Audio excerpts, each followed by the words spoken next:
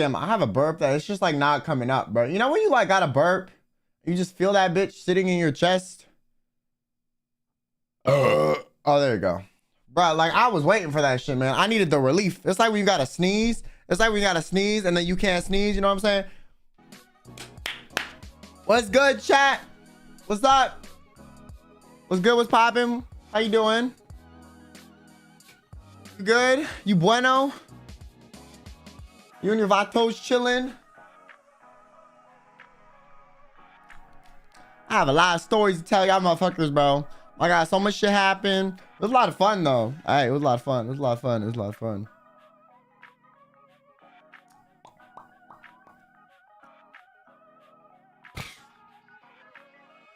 I'm like a villain. Welcome back. Bro, that burp violated me. Bro, what you mean? What you mean by that, huh? What you mean by that? What you mean by that? What you mean by that?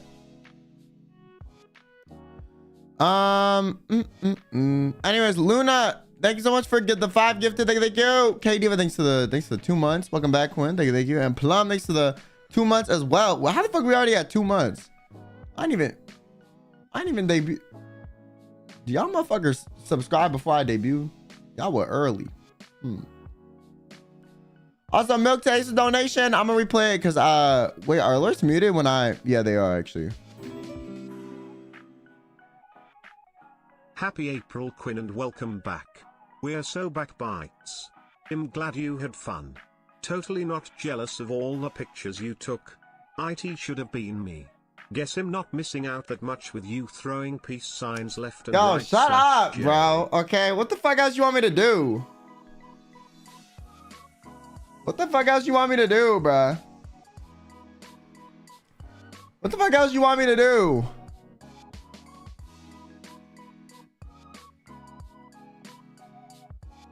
Everyone fucking was throwing up peace signs. Fuck out of here. Anyways. Oh yeah, before I start, no, thanks to donation, by the way. I got new alerts, man. I mean, you probably saw them. I'm gonna show y'all them anyways because I feel like it. Let me real quick just put these on the screen. They're made by Arca. So shout out to them as always for doing good shit. I think this is the. Yeah, these are. All right, bro. Let me show y'all the new alerts. All right, so the first one we got, this is the new sub alert. Okay, yeah. Okay. I like that one. That's like the first month. I need to do stuff for the other ones. I was like, I'll get one for the first month for now. I mean, I low-key could use this for anything. I don't know. This is like a general purpose alert, but I wanted one made, so I got that one. And then for like donations and super chats, I have this. There was another version they had with like a money machine. You know those money machines where you like squirt it out? It's like, you know, like I had one of those too, but I don't know. That version, it wasn't as extra. I feel like I actually like, you know, swiping the money out of my hand. It's just, there's more to it. You know, the money machine was like, there was less money. It was less movement. So I feel like this had more movement, so it looked better. Yeah, these are new alerts. Yeah. Yeah, I think these are funny as fuck. I like this one. It's good. But yeah, shout out to Arca. Does that work for bits too? No, but I mean, if y'all want me to, I could make it work for bits. For bits, I think I have like the Twitch ones where like shows the bit tier, you know? If you're gonna give like 100 bits, it show the 100 bit. If you're to give like 1,000, it show the 1,000.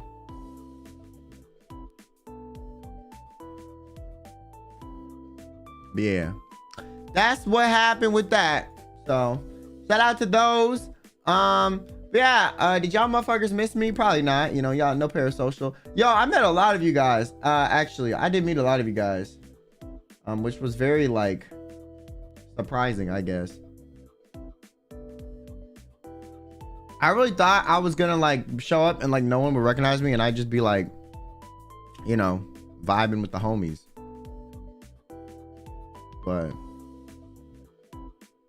we didn't. Okay, I'll end stream right now then. Fuck you, chat. How about that? Oh, how about that? How about that? How about that? I got a bag of chips. What you mean?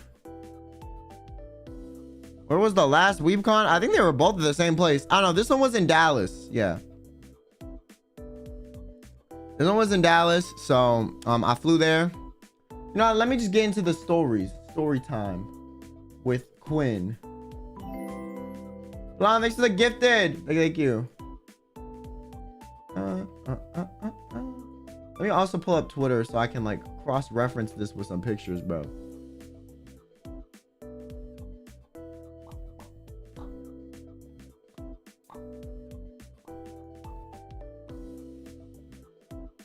Hold on.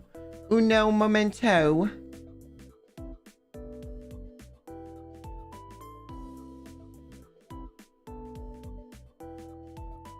Okay.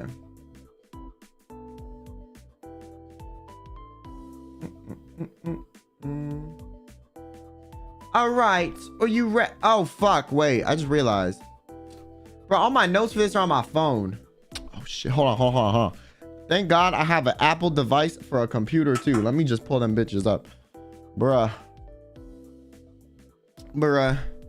I need like another thing to track my VTuber model, bro. Because using my main phone is like not it.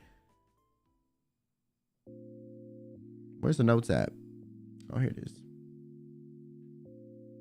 How is it scuffed already? What you mean? Stalling? Okay. Y'all motherfuckers just impatient. Fuck you mean stalling? I'm making sure I don't miss out on any details by getting all the notes. Fuck. Oh, what's up, Shoto? How you doing? So I'm cussing out my chat for, you know, saying I'm stalling. Oh, Weebcon was good. Yeah, it was fun. It was fun. It was a lot of fun, low key. I was like surprised. It was a lot of fun on the part of like hanging out with the homies, you know. The actual event itself was good. There was like, you know, some mismanagement, but you know, other than that, it was chill. Wish you could have been there, bro. Would have been lit. All right. We're gonna tell my stories. And then I'm gonna do my whole fucking, you know, boyfriend reveal because everyone on Twitter is losing their mind about that. And then I'm gonna fucking yap. So let me pull this shit up.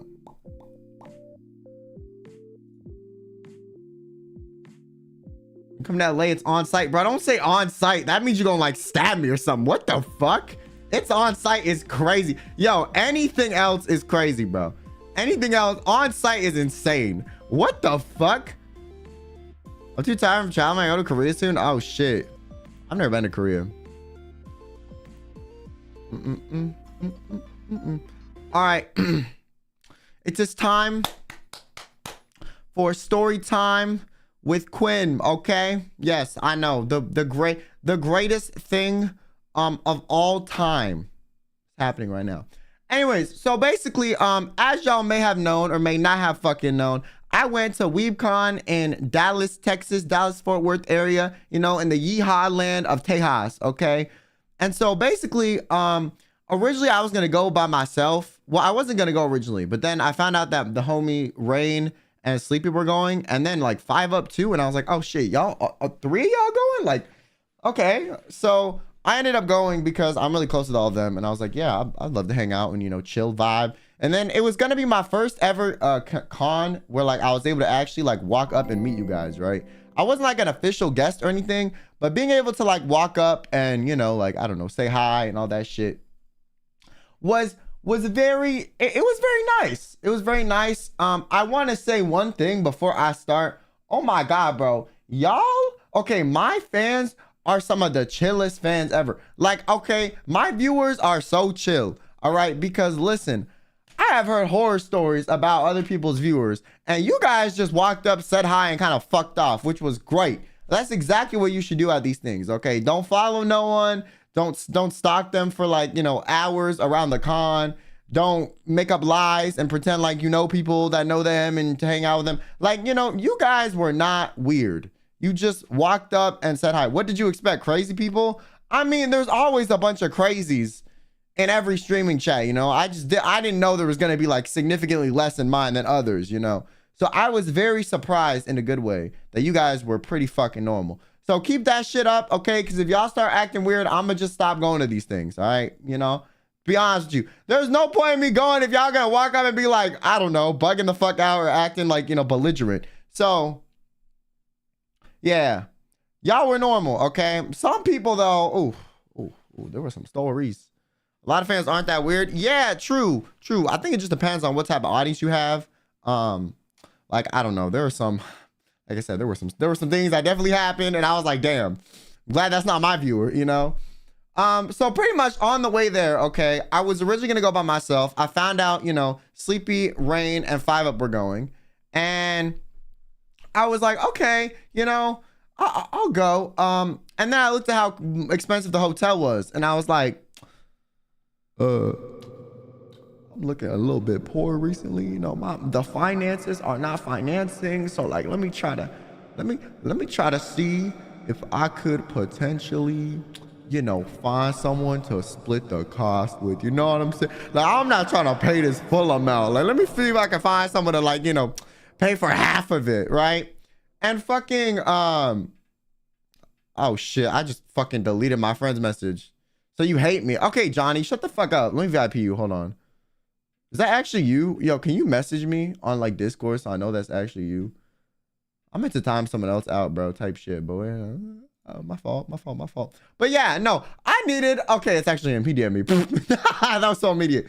Yo, I actually like needed, I wanted, the cost to be cheaper. And also I didn't want to like hover Rain and Sleepy the whole time, because I know Rain had like some events and stuff, and I didn't want to be like fucking, up their ass. I know I'm close to them, but I feel like it's like you go to a con and you just know a few people. You don't want to be like up someone's ass, right? So I think it's the fellows. Yeah, I'll see you this summer. Yeah, I'll see the summer show. But yeah, no. So on the way there, I was like, okay, Johnny, let's go together, right? Let's go together. Okay. And so on the way to the fucking airport, bro. Oh my God. Yo. I swear to God. Okay. Normally when I travel at the airport, I have like some nightmare horror story. All right. This time, okay, chat, listen. This time the airport wasn't that bad for the most part. It was pretty chill. I mean, normally it's terrible. So, I mean, hold on one sec.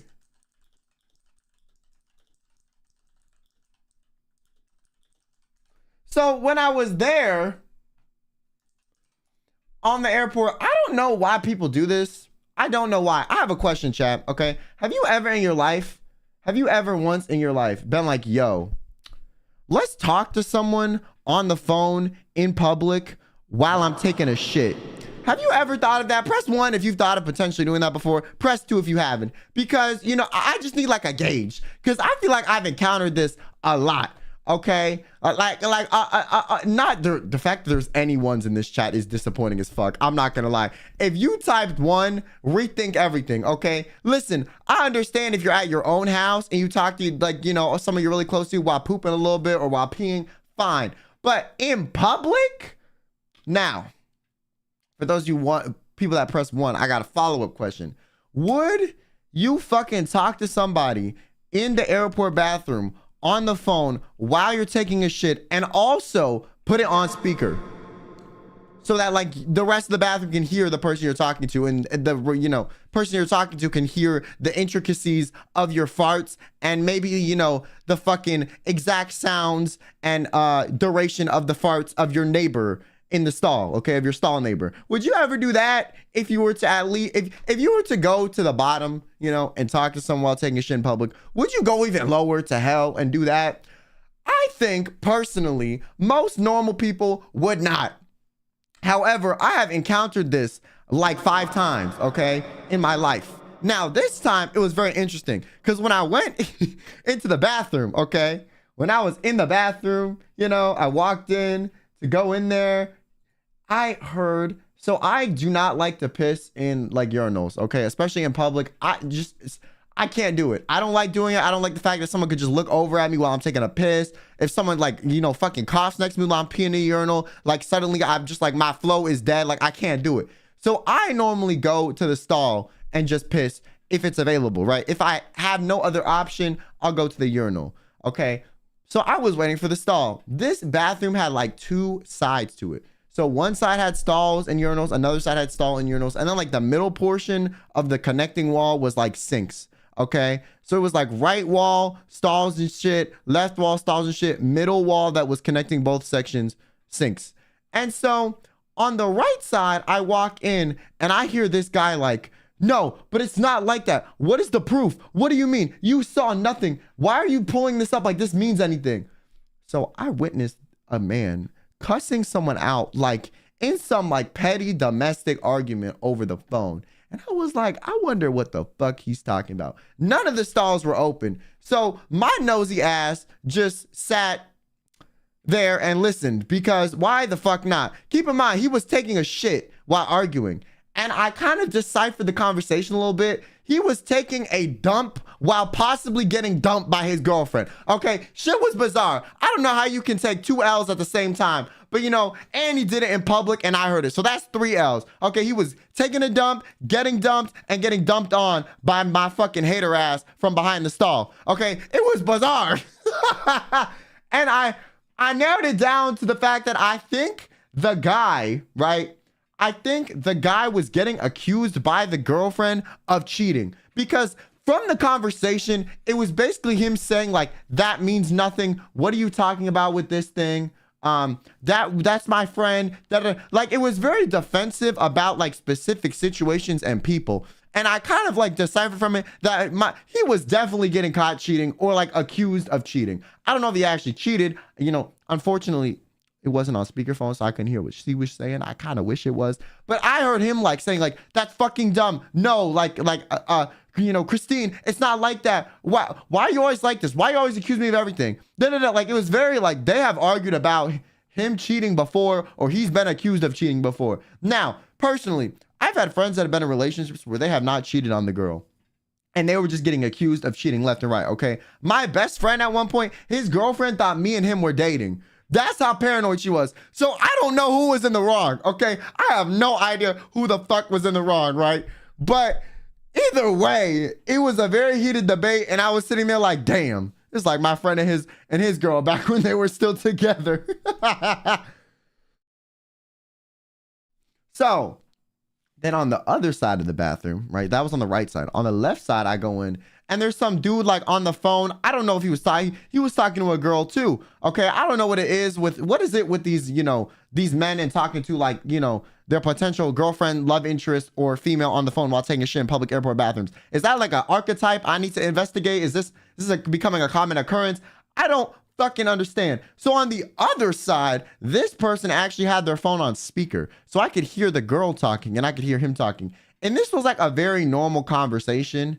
Like, it seemed like it was like a married couple just talking about random shit. But I was kind of like, bro, why is your wife on the speakerphone while you're taking a shit in the airport? Like, do you think your wife wants to hear like fucking, you know, Paul next to you, you know, dropping a deuce? Okay, do you think your wife wants to hear Phil in the stall, you know, adjacent to you, you know, ripping ass? You know, like starting the lawnmower and going to like, I don't think so. Okay, I don't think your wife wants to hear that. But anyways, she heard everything, okay? Because someone next to him was ripping ass. Like those farts had like a BPM. It was kind of impressive, okay? It's like when you start a lawnmower and it goes like that happened a few times. I was sitting there like, damn, you could make a beat out of that. So his wife heard, you know, Paul, you know, the producer, you know, making a beat with his farts while talking to him about like some random shit. I didn't really understand their conversation. I tried to eavesdrop the best I could, but I also was trying to get in and out of this bathroom as quick as possible because it smelled like dookie in there. So I went in the stall, I peed, I left, you know. It was all right. I get on the plane. The plane was like, the plane ride was awful. Okay. Listen, y'all know I have motion sickness, right? So I can't play the Apex Legends or any of that bullshit, right? Like, I just can't do it. I just feel like I'm gonna vomit. This plane, I've been on planes where there's been bad turbulence. I really have. And sometimes it feels like you're about to die. Okay, you like hit an air pocket, drop like 20 feet, and you're like, oh my God, my life is fucking over. This was not the case with this plane. This plane was just consistently ass. I don't know what it was. You know when you like go really fast forward or backward, or like you spin around really fast and stop and you feel like really dizzy suddenly? It felt like I had like fucking vertigo on this plane, okay? The like pressure changes, the like direction of whatever G-force was tugging on me was like ass random and changing the whole time. So I literally was sitting there feeling like I was gonna like throw up on my shoes. Like I thought I was gonna throw up an entire organ. It was actually insane. I've never been on a plane that has made me this sick in my fucking life. Normally planes are pretty fine. I don't know if this fucking pilot got his license during the pandemic, so he didn't really test drive real shit. I don't fucking know. Okay, maybe it was because I was on a Boeing plane. You know, the Boeing plane's been, you know, blowing up and shit recently. I don't fucking know. But regardless, that plane ride was awful. I literally was like I've never felt sicker on a plane ride. And normally planes do not make me motion sick at all. Maybe they'll make me feel a little bit dizzy. You know, I'm like dizzy by default, okay? But there was an extra level of what the fuck, right? And meds for motion sickness don't fucking work for me because I'm, you know, listen, bro, I've been on like some of the strongest painkillers imaginable, and you know, that shit does nothing either. So I think my bloodstream has just, you know, decided to say fuck that to every other med I take. That's not like borderline, like, you know, hospitalization strong, or like I need to get through an IV or some shit that you could OD if you take like the wrong, like, you know, milligram of a milligram of a milligram of a milligram, like one extra powder strain, and you're fucking. So if that's not something that's that strong, I do not fucking feel it a lot of the time. So I didn't feel anything, okay, with the motion sickness med. So I don't even take them. But yeah, that shit was terrible, okay? I felt sick as fuck. We landed. I was like, I need some food. I wanted donuts at the airport after this plane ride, even though I probably shouldn't have because I felt sick. And then I go up. It's a Dunkin' Donuts, right? Okay, and I was like, oh my God, I'm gonna get me some donut holes. I walk up and he says, we all out. We all out. What you mean you all out of donut holes? What you talking about? You all out of donut. You out of donut holes where I need them. That shit was tragic as fuck. I was depressed. I was sad. I was sad as hell. Okay, but it's whatever, you know. So we get there. I'm on the plane. You know, we land. Okay, it's okay. We get it. Fine. And then I went to like this bowling party afterward. That was a lot of fun. I don't know if the person wants me to say that it was their party, so I'm just not gonna say it. But we went to someone's, you know, party, and they had they rented out like a bowling alley, right? They rented out a bowling alley, and like a bunch of VTubers were there. They also gave us like free arcade games for like an hour. Yeah, it was crazy. And so I arrived there with Johnny, okay, you know, and yo guys, listen, I'm not good at bowling, okay? I'm really not. I'm not good at bowling at all. But the people they put in my lane were just significantly worse than me. Like, they made me look like I was a professional, okay? I didn't even get a strike or anything crazy. I was just bowling like a normal ass person. But I swear to God, okay, I was there with Johnny and fucking Evan and like some other dude, okay? And fucking, they were so bad. Johnny literally, like, I swear, you know how when you don't get any of the balls, okay, you know, it just has a little dash if you get 0 pins, right? The amount of dashes Johnny had, by the end of the game, I think he had like 12 points. Like 12, 13, 14, 15. That shit like did not cross 20. It might have gotten to 20. I don't know. But the amount of gutter balls, the amount of no points he got was insane. Evan was losing to Johnny at first, which I know sounds impossible. The only reason Evan even caught up a little bit is because he put the fucking bumpers on. So he dead ass cheated. So like, honestly, I think Johnny would have gotten second to last. Okay. He would have gotten second to last, but he didn't get second to last because Evan's ass cheated. Okay. And then there was another guy there. So I was like second place. The guy that was first place, bro, the guy that was first place, I feel like he was like hacking or something, okay? He was like the skinniest one out of us all. He was tall as fuck. So realistically, like, he's not built for bowling, okay? But regardless, bro was getting like every time he at least got like 8 of the pins. and he got a few strikes. He was like, okay, so since I got a strike, technically on the next one, if I get another strike, I can go again, and then I can go again. And I was like, who the fuck knows this except people that bowl like every fucking day?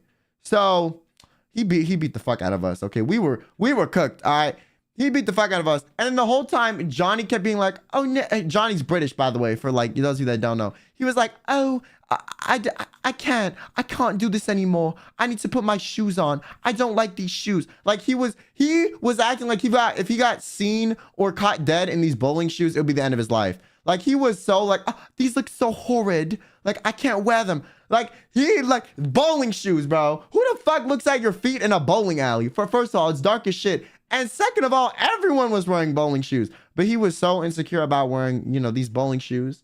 Okay, I don't know what the fuck it was. It was like if he got seen in those, had a picture taken of him, like he was gonna like, go 0-1 or something. Like I don't know what the fuck was happening. Okay, he's about to graduate IRL if someone saw him with shoes on. Like I don't know why it was such a big deal. Personally, I was like, damn, hopefully I don't look ugly. But he was just like, these shoes, oh, they look so horrid on me. And so he got out of the shoes.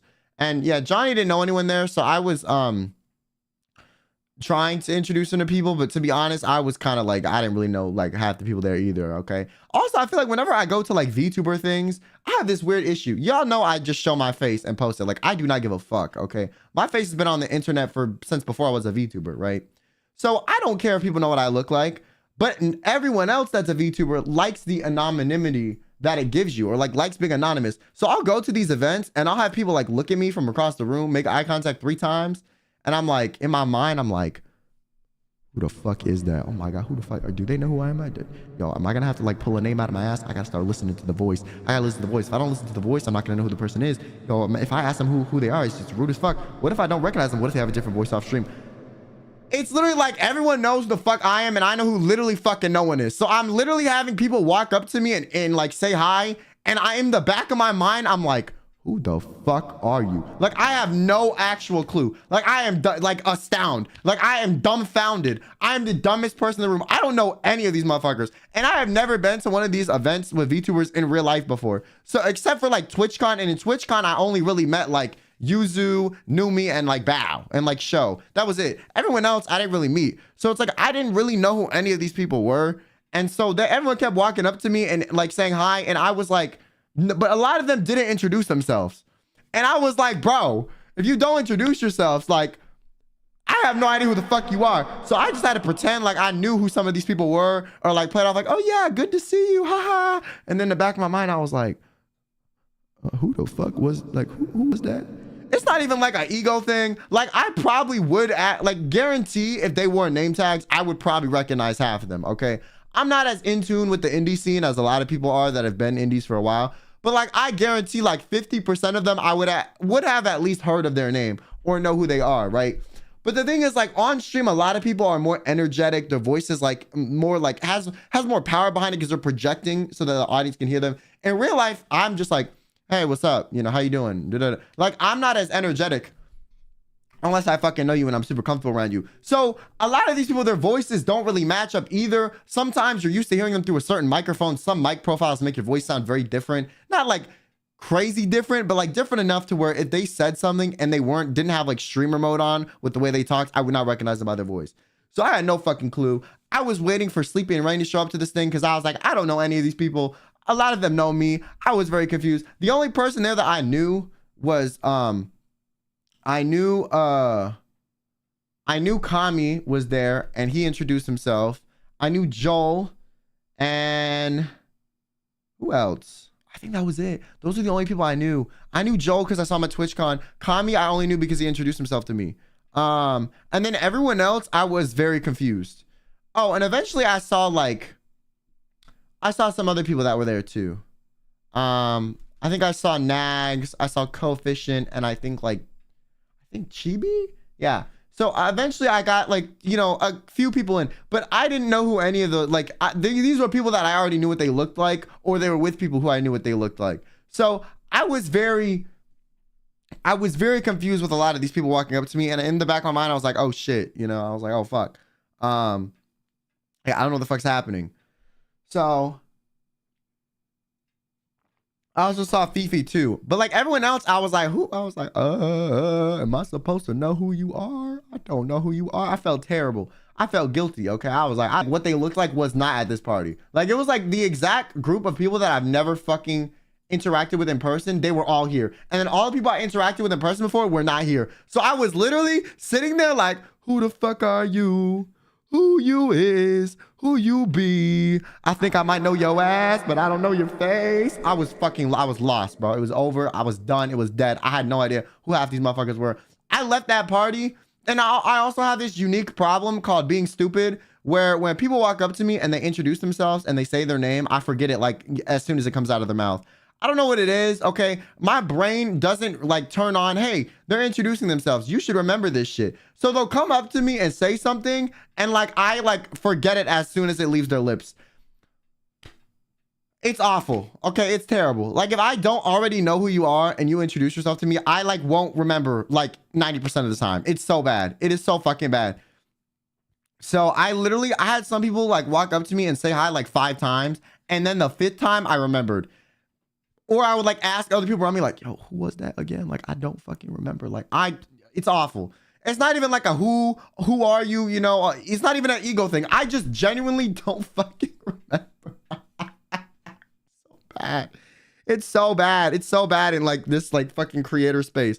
But yeah, that was day 1. And then after that, we went to Cheesecake Factory because fucking Rain and Sleepy showed up. Like the event, the bowling thing was from like 6 to 9 and they showed up at 8:45.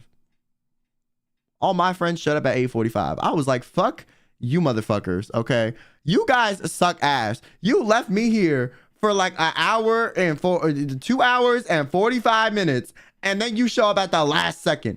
So there was a Cheesecake Factory nearby, so we went to that shit, okay? Because that was like the only thing that was fucking open.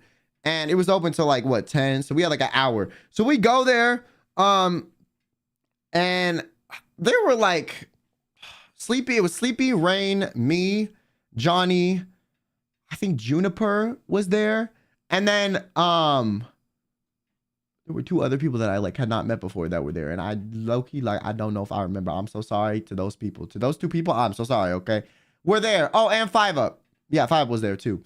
And so we all went there and we were sitting down. And like, it was originally just me, Sleepy, Rain, 5 Up, and Johnny. And then like, I guess Sleepy invited Surefour, who was like an Overwatch guy that he knows from like, you know, when he was a sweaty Overwatch player, to the dinner. And then I guess he brought someone, and then I guess like someone else knew someone and someone else. So like 4 additional people showed up to the party, okay?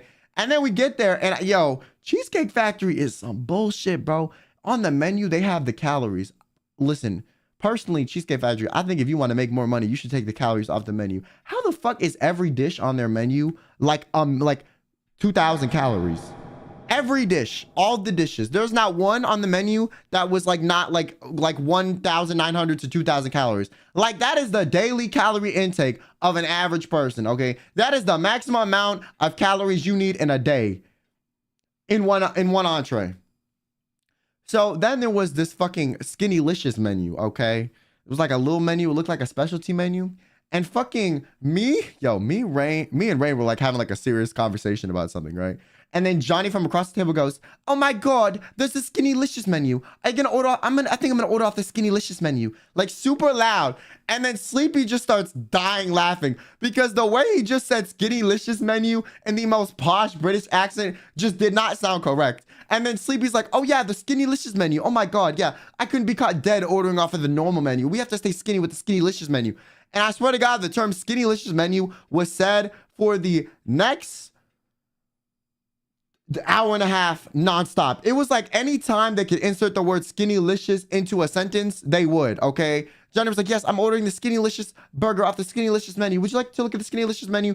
I looked at the Skinnylicious menu, okay? And you might think the Skinnylicious menu is like diet stuff, like, you know, low calorie foods. No. The Skinnylicious menu was just like normal ass calorie foods, like 600 calories, 400 calories, like it was like a normal ass meal. So it was like normal portions. I ordered a chicken sandwich off the Skinnylicious menu, okay, and it was just like a normal fried chicken sandwich. Who the fuck puts a fried chicken sandwich on a Skinnylicious menu? Like that is Skinnylicious. That is still fried chicken. The fuck? So that's how bad the normal menu was. If the Skinnylicious menu has a fried chicken sandwich on it, Imagine how bad the normal menu was. Jesus Christ. So I got a fried chicken sandwich out the Skinnylicious menu, okay? Because, you know, I was trying to be Skinnylicious. And I felt very Skinnylicious after eating the sandwich, okay? I did not feel bloated at all. I was bloated as fuck from that chicken sandwich. I'm not gonna lie. I was like, damn, I ate too much. I had like, at the party before this, there was pizza and like soda. And there was all these Japanese snacks on this random table. And I was trying like all those. I was trying so many of the Japanese snacks. So by the time I was eating the Skinnylicious menu, I was already not Skinnylicious, okay? I was already not Skinnylicious, bro, all right? So then after that, we go back to the hotel. I was sharing a room with Johnny. And so then like we were just watching like, hey guys, I promise I'm not a hater, but I'm a little bit of a hater. We were watching, he wanted to watch like YouTube or something. So we were like both laying in the bed watching fucking like YouTube, right? And he put on Cody Co. And we were watching Cody Co. I'm not gonna lie, yo. Listen, for those of y'all that watch Cody Co, bless you. That's all I got. Bless you. Because that shit, I could not watch it, okay? It was not entertaining to me. I don't know why. I can't do it. I need some more pizzazz. I literally pointed out to Johnny as I was watching, we were watching Cody Co, that what they did in their commentary is they would just repeat what happened in the video with like out adding much to it. So it would be like, oh my God, I can't believe they said that. That's horrible. Continue the video. Oh wow, they really did that? That's insane. Like the commentary was like very basic. Like I feel like almost anyone could have done it. I'm not gonna lie, I really do. And then I was like, let me show you some people who are actually good at commentary. So I pulled up like, I think it was like an Abba and Preach video, and then that turned into us watching an AMP video. And I was like, they're actually funny. So we watched the same exact react video. They were like reacting to, what was that show called? Fuck. Oh, like what was it called? Johnny, what the fuck was the show called that you were like having them react to? Moment of Truth. That's what the fuck it was. It was called Moment of Truth, okay? It was this show from like back in like the 90s that they had to ban because the amount of fucking shit, like it was, that show was fucked up. If you ever, I'll react to it sometime. That show was fucked up. If you ever watched The Moment of Truth, they literally had to get rid of it because people were like dying due to like the stuff that was on the show, or like it like ruined their life. So it literally like got taken off of air because of how unethical it was, pretty much. But anyways, I pointed this out to Johnny that their commentary was lame as shit. And then we watched another video. And then he was like, oh my God, you're right. You ruined them for me. I hate you. And bro like slapped me on the arm. Was like, this is awful. Why did you have to ruin them for me? I loved them. She was so mother before. Like, I deadass ruined that shit for him. He was like, what the fuck? This shit actually isn't that entertaining. And I was like, bro, I was like, what the hell? And so, but he was like, because I think Johnny liked like Cody Co's girlfriend or something. He was like, I loved her. She was so mother. Like it was a great thing. Like, I can't believe you ruined this for me. And like, I love Kelsey. The relationship is so funny. And then he was watching it, was like, damn, you're right. These are lame. And then I played a funny video and he was like, fuck, you're right. This is a lot funnier. Yeah, damn. And now he's a fan of AMP too. Somehow. I don't fucking know. So I showed him like, you know, funny stuff and we watched that instead. And then we went to sleep. That was it. And then the next day was day one of the con, because I got there on Thursday. So that was like not the first day of the con. So day one of the con was a lot of fun. It was a good time. Sorry, every time I hang out with Johnny, I like mimic his British accent because I think it's so fucking funny. And like some of his lingo. He uses a lot of like gay lingo, and I feel like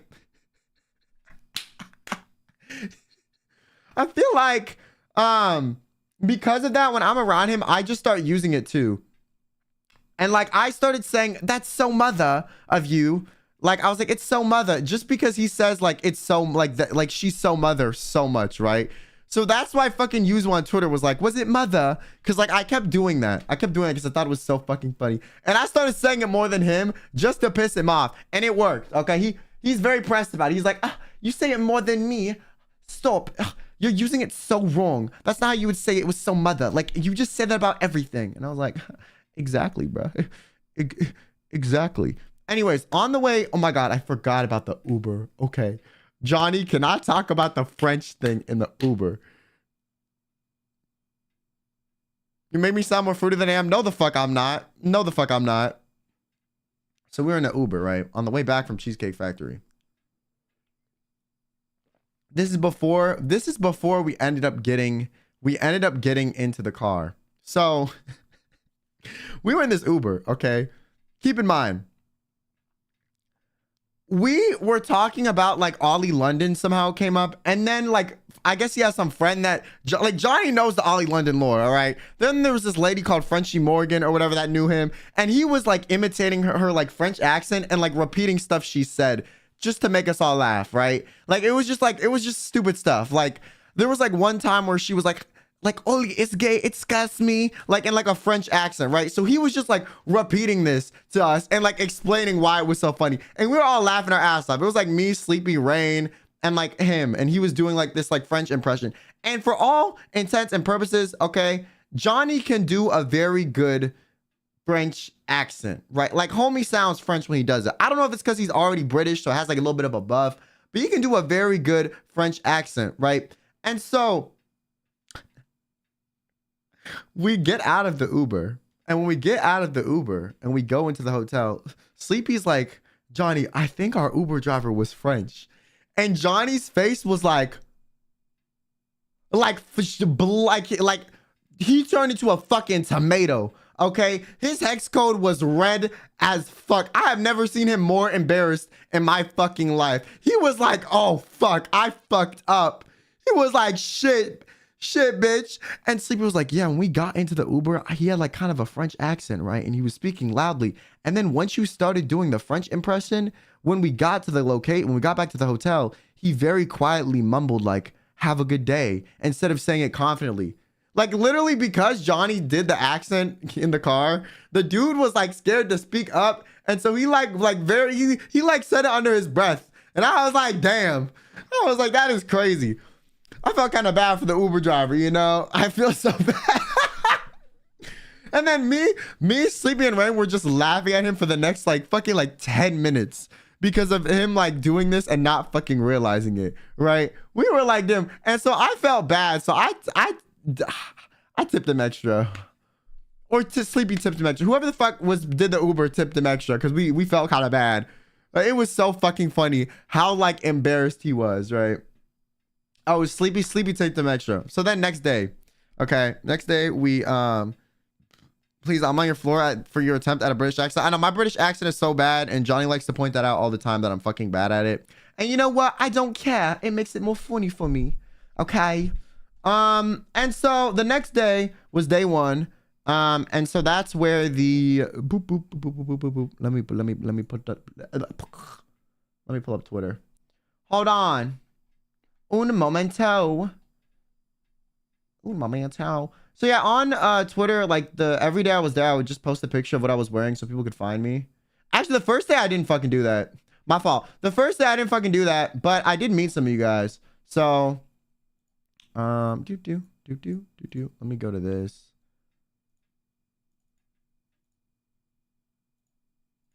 So the first day, I met some of you guys. You know, I met this girl gave me like she gave me, I don't know if she put in the replies, but she gave me this. Oh yeah, it's here. She gave me a Bites like little plushie thing she made. Like, isn't this so cute? Like they gifted this to me that they made, and I was like, oh my god, it's so cute. They said hi. They were super chill. They were super nice. Everything was, you know, it was good. It was all good in the hood. So the first day I ran into this girl. Who else did I run into? I retweeted some of the pictures, but not all of them. Let me see. Let me look under the live tag or the Quinn Benet tag. Hold on. Boop, boop, boop, boop, boop, boop, boop, boop. Oh yeah. Okay. First day. Okay. I'm not going to say who, but there was. So first day. Oh yeah. I also, wait, were there, did I meet them on the first day? Oh my God. I don't even remember. I also met, I met Stormy on the first day too, who works with like Ann Yatko, the voice actress, so I knew where to find her. I saw her last year, so then I was like, you know what? I'm gonna stop by this year, say hello, you know. And we took this picture, and I look awkward as shit as per usual. Listen, guys, listen. I feel like I'm either like photogenic or like I'm not. And so this was one of the times where I very much was not. But regardless, you know what? It was a nice wholesome conversation. Okay, it was a nice wholesome conversation. It was nice, good to see her again. You know, always a good time to stop by the booth. So it was a lot of fun. It was a lot of fun. So you know, I said hello, and that was good. And then first day, what else did I do? Oh yeah, okay. This girl, this girl, I'm not gonna say who, but this girl like walked up to me, right? First day, okay? And fucking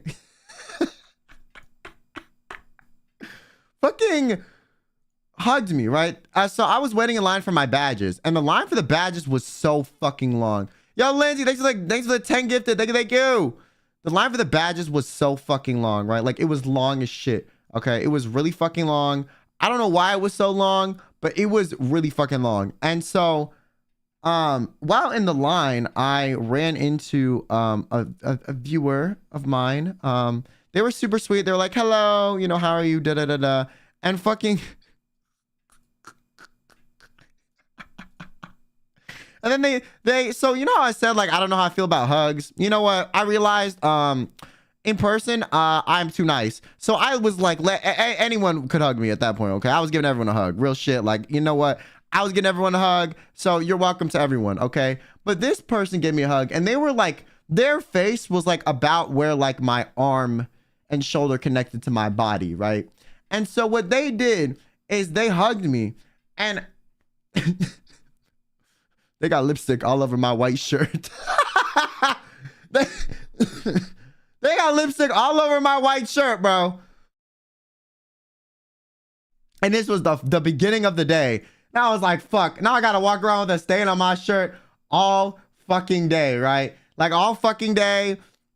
I was like, damn. And then Monty, one of Johnny's friends, was like, oh yeah, I think I have like wipes or something. I think she had like makeup wipes. She didn't have like stain remover, you know, like how there's those Tide pens. She didn't have a Tide pen, but she had some stain remover. So she put the stain remover on and I was like, okay, you know what? Thank you. And yeah, that was that. Okay, I got the stain remover and I tried using the makeup wipe and it did not come off. I actually still have that. My shirt's still stained. I washed it. Fuck, I didn't put stain remover on that bitch. Let me see if the shirt is still stained. I washed my clothes when I got back. Hold on. Update.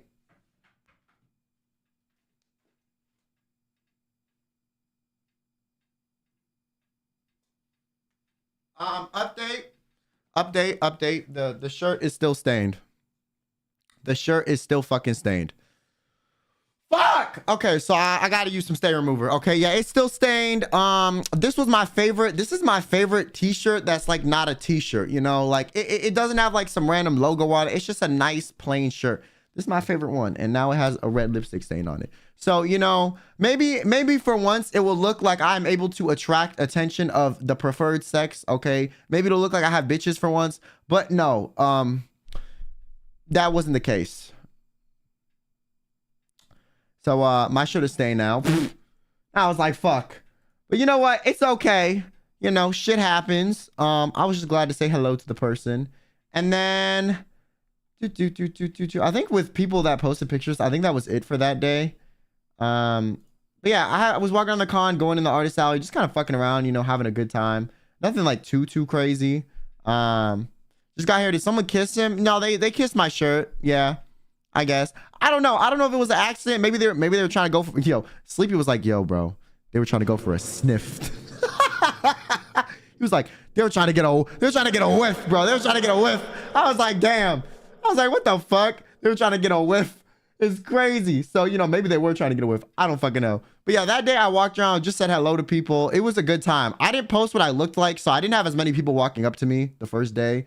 I was more like MIA and shit. But yeah, it was a good time. Also, let me show y'all a pic of the hotel. So this is the convention center, or like the hotel where the convention center is. The convention was more underground than this, but this was like the main kind of like atrium area.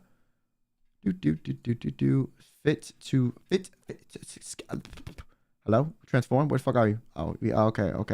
Hello. All right, fit to screen. Yeah, this was the fucking This was the atrium area where the hotel was.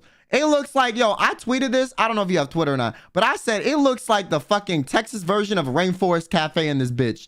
Like, what the fuck? They had like plants. They had a fountain. They had like lizards and shit. Like a garden. Like, this was inside of the hotel. Like, what the fuck? It looks like some like a fighting arena or some shit. It was insane, bro. It was insane. It looks like the Crystarium if it was like modernized and like yeehawed a bit. You know, it was very impressive how big it was. And yeah, it was okay. It was fine. It was good. It was fun. It was, you know, yeah, but this is like the Gaylord Resort in Texas. So it was fucking massive.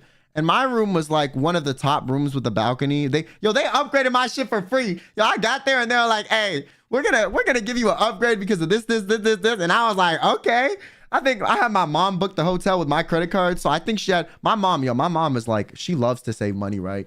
Okay. If she can get a deal, she's gonna get a deal. So I think she has like all these points saved up from like fucking traveling. So she was able to apply them to my hotel room, even though it was on my credit card. So we got a free upgrade, a nicer room, higher up, all that. It was shout out to my mother. Okay. Mama Benet, you carried. All right. It was good. And so it was fun.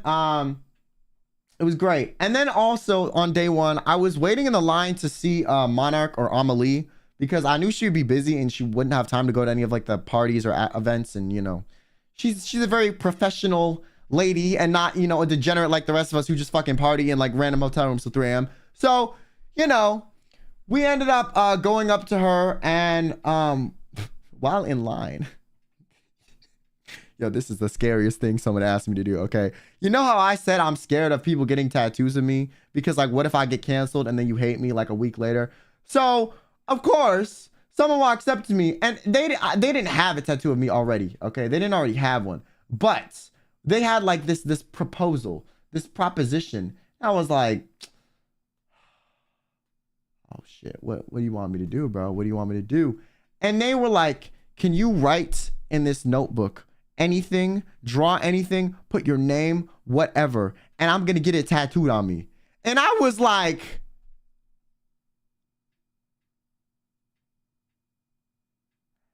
hell fucking no, you're not. Like, please don't. If anything, like me, I have to draw something on the fly with a Sharpie and some random notebook in the middle of a con and you're getting this shit tattooed. I was like, what the fuck? So on purpose, I made that shit tiny, okay? I made it tiny.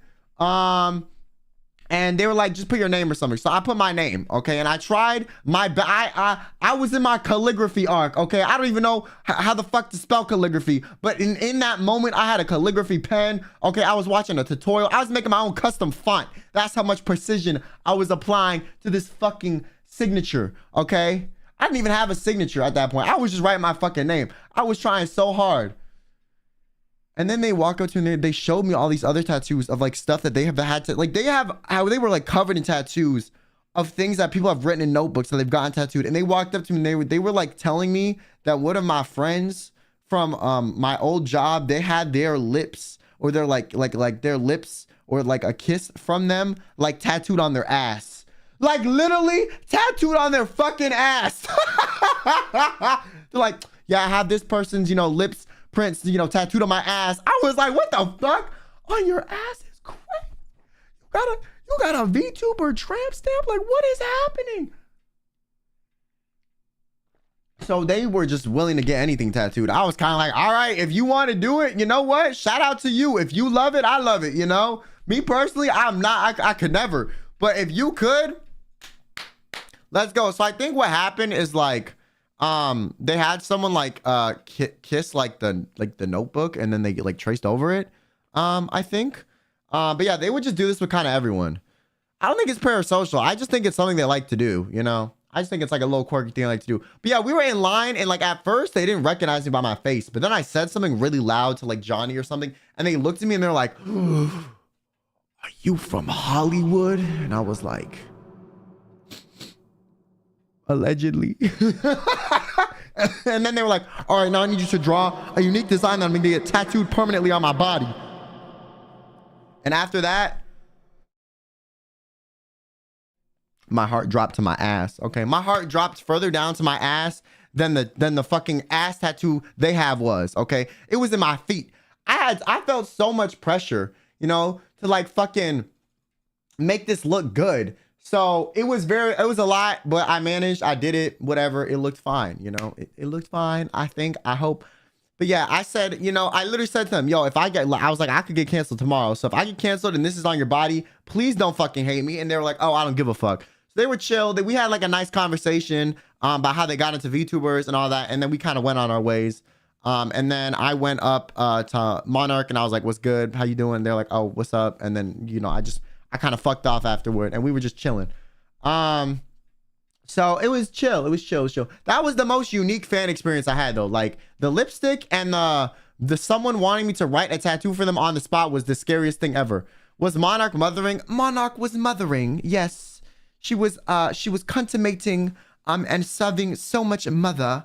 Her line was long as fuck, bro. I waited in that for like 20 minutes. So, you know, shout out to her. Yeah, that was a lot of fun. And then after that, I ended up hanging out with like Johnny split off and, you know, hung out with his friends. I split off and hung out with Sleepy, Rain, and 5 Up, who were like, you know, my friends.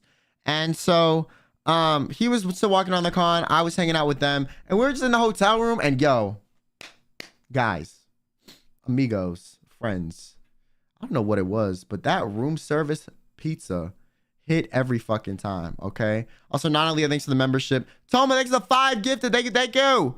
Sheep, thanks for the membership as well. Kay, thanks for the Prime. Lindsay, thanks for tier 1. And Angel, thanks for 2 months. Welcome back, Quinn. Let's go 2 months. Yeah.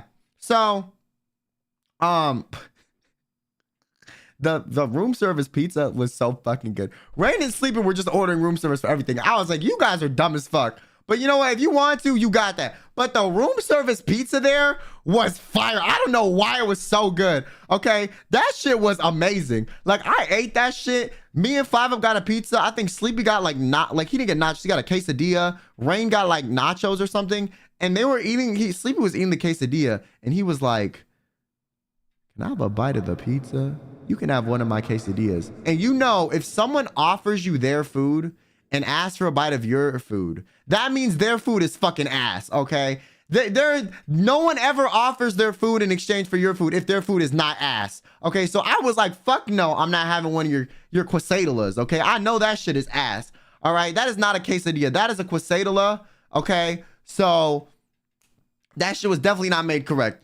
But the pizza was like, it wasn't obviously like A-tier pizza, but for like hotel room service pizza, that shit was way better than I expected. And then Sleepy ate like a few pieces of mine. Rain had some of my pizza because it was a lot of pizza. It was a lot of pizza. I didn't eat all of it. So we were just kind of sharing the 2 pizzas because me and 5 have got like 2 12-inch pizzas. And then we were playing like some card game that like Rain knew about where you would kind of pass. You would like pass. You had to like go higher. It was like higher or lower or something. And yeah, it was fun. And we were just kind of chilling there until like dinner time. What the fuck did we do for dinner? I don't even remember. I think we just got dinner like somewhere outside of the hotel. But that was like kind of like midday. We were just hanging out, chilling. It was fun time. What's up, Camilla? I'm getting it next time. Yeah, you should. It was pretty good, actually. It was pretty good. But yeah, that was day 1. Day 1 was pretty chill. We didn't do like too much, but that wasn't the dinner. No, that was like lunch. That was like lunch. Yeah. What's up, Roy? That was lunch. Bags and tomatoes. Thanks for the tier 1. Yeah, what the fuck did we do for dinner? Did we meet up with people? I feel like we did. I'm trying to remember who. I don't fucking remember. Did you also go to Torchy's? No. I didn't go to Torchy's. That was a different night. That was day 2. So day 2, was that day 2? I think that was day 2. Yeah. Day 2 happens. Okay. You know, we were chilling. We were vibing. I posted my day 2 pic on Twitter. It was this one. Oh shit. Wrong fucking screen. Do. Yeah. It was this picture, you know, me and Johnny. And so, yeah, that was my day 2. And then day 2, I kind of walked around, said hello to people. I mogged. Yeah, everyone. Hey, yo, you motherfuckers are so toxic. Okay. No, first of all, fuck you guys. All right. My viewers are the most tsundere motherfuckers I've ever met. Okay. You guys quite literally were like, quote, retweeting this and being like, you know, Quinn looks okay. But that random guy next to him that has half his face covered looks so much better. Like, yeah, you guys were literally pointing out how you could see less of him, but he looked better just to piss me off. And you know what, motherfuckers? Okay, it worked a little bit. Fuck you, chat, okay? Next time I see a picture of one of y'all, I'm gonna be like, damn, I mogged you. Yeah, I I did that. Yeah. So everyone kept asking who Johnny was. Like, who is he? And I was like, bro, I fucking tagged him, you dumbass. Okay, just look. All right. So yeah. Johnny was mothering. And so then I kind of walked around the con, had a good time. It was chilling. Then I like met some people. So I met her. It was super nice. I met Tim when I was walking into like I think one of like the booths, because I think Rain had like a meet and greet that day. This person had artist alley table that I found. I actually, some of their friends walked up to me and they were like, yo, you gotta go to this. Yo, your friends were putting in work for you, okay? They were like, yo, you gotta go to this fucking booth. You gotta go to this person's booth, okay? They have stickers. They have a sticker of you that are like, you have to go. So I went and I found their booth because obviously they wanted, you know, me to go there. So shout out to your friends. Okay, I found their booth. It was really fun. It was really fun. I went there. It was good. And I also met up with Natty. Okay, yo, this fucking picture. So let me tell you about this fucking picture right here. So I told her and I was like, yo, she pulled out, okay, when we were taking the picture, she whipped out the Snow app. If y'all don't know what Snow is, okay, Snow is like this app where pretty much it's like filters. So it's like, imagine if there was like Facetune, but like in real time, or like there were like filters for a lot of things, okay? And so I was like, you know what? You can use the Snow app, but I was like, don't make me look crazy. Because I feel like every time I've ever taken a picture with the Snow app, I either like, listen, last time there was another friend of mine that did it, okay? And they had a filter that kind of made them a little bit lighter. And for me, it made me literally look like the fucking, what the fuck is that one meme? It's like a creepypasta thing. Hold on, I'm gonna find this shit so I can fucking point it out. Oh, okay. You know Jeff the Killer? You know Jeff the fucking Killer, bro? Let me show y'all Jeff the Killer. Okay, this person made me look like Jeff the Killer, okay? My other friend made me look like Jeff the Killer. If y'all don't know what Jeff the Killer looks like, and you don't like scary things, look away. But I'm about to show you what Jeff the Killer looks like, okay? So they made me look like this in the picture, all right? My other friends, okay? Like, this is how little my features popped out, okay? My face was washed out. You just saw eyes and mouth, all right? Like, that's it. So I have beef with the Snow app, okay? Every time someone takes a picture with the Snow app, it makes them look better. It makes me look worse. So I asked her politely. I was like, you're not going to make me look crazy with the Snow app, right? And she's like, no, of course not. I was like, don't make me look like Jeff the Killer. She's like, of course not. I won't do that. So, you know, these are the pictures. Okay, that she took with the Snow app. Now this one, I mean, I look a little bit different. Okay, low-key skin smoother. Shout out to the filters, but you know, she looks normal. But like it like did this weird slimming thing with like my face a little bit. But the one that really did me dirty was this picture, yo. Like no. Like I don't think you understand, bro. What the fuck happened up here? Like, what are these proportions? Hello? Like, this shit did me fucking awful. Like, first of all, this side of my neck goes in, right? And you can just see where the face started shrinking, right? It like tilted it a little bit. Like, I don't even look like, I look AI generated. I literally look AI generated. Like, what the fuck? Like, this shit looks off. I don't even know how my upper body is this long and like, it like squished here. This part got squished a little bit. Here it got like zoomed in. You can even see the doors warped a little bit right here. Like, you see that? But like, this shit, who the fuck is that? Who is this? This is not me. Okay, I look like a giraffe. Okay, I look like I took like Ozempic in my neck exclusively. Okay, like I look horrendous. I was like, you did me so dirty with this fucking filter. So fucking dirty. Like, look at the background, okay? This shit like got warped to shit. Like, what? And she looks fine, of course. Like, of course, the person who has the filter, like, they look good. But then me, I'm over here looking like fucking a buffoon. Okay? And then it also did, like, this weird, like, thing where at this part, it kind of, like, drug it out a little bit. And then it kind of, like, compressed it at the top. I don't know where else the image was altered. But this shit just does not look correct. Like, I look crazy. Okay? I actually look crazy. All right? Like, I literally look AI generated. Shit was insane. I was like, you did not do me this dirty with the fucking filters. Okay, I was like, you did not.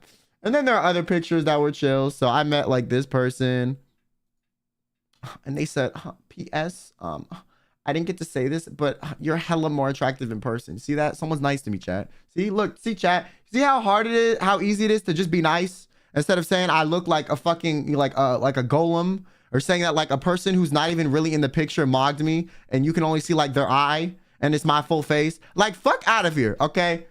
Anyways, I feel like I have this problem. I feel like I'm videogenic, all right? I feel like in videos I look normal. In photos I either look fine or I just look like a different human being. Like, I don't know why. I have this thing where like someone else pointed this out recently. I just kind of look a little bit different in every photo. Like, I don't know what it is. I like look consistently a little bit off in every photo. It used to be a lot worse a few years ago. Like, I just look different in every photo. But now it's like, I feel like it's evened out a little bit more, but I just don't know what the fuck it is. But yeah, I look different every photo. And then, oh yeah, y'all were celebrating me hitting, oh yeah, we hit 100K on YouTube. Shout out to that. And then there's this picture I took as well in the hotel lobby, which was chill. This picture as well. They were like together, so I took a picture with them first and then with them. Oh yeah, I saw, oh my god, in this picture my stance is crazy, bro. They did like a nice cosplay. I'm just sitting here looking like yo, I told you I was gonna be in a bum fit. I told you I was not gonna give a fuck. I told you guys, I can confidently say, okay, she definitely did. She mocked me in this picture. All right. Personally, I'm standing man emojiing and I fucking like look uncomfortable. So you know what? It's okay. But yeah, I told you I was not gonna wear it like anything. I was just gonna wear some regular ass clothes. So that's what the fuck I did. Shout out to that. Oh yeah, and then this was day 3, but I met these people too. They were in a group. I literally, when I saw them, I was fucking I think I was like, it was like Camilla, Rain, Sleepy, and like I think like the person who like was doing like Neurosama's like backpack, right? I was literally in this chair behind me, like fucking like folded up and like half alive. And like someone walks up and they were like, oh, like, can we get a picture? And I thought they were talking to Sleepy or like Camilla. I'm so serious. I didn't think they were talking to me. So I just did not respond. And then everyone like fucking, then they like walked up to me and I was like, oh shit, they talking to me. I was like, all right, I get up and I was like, ugh. Felt like I saw God for a second, you know, I stood up too fast and then I took the photo and they were super nice. So yeah, that was chill. But yeah, day 3, what happened with day 3? Let me try to recall. I have some notes.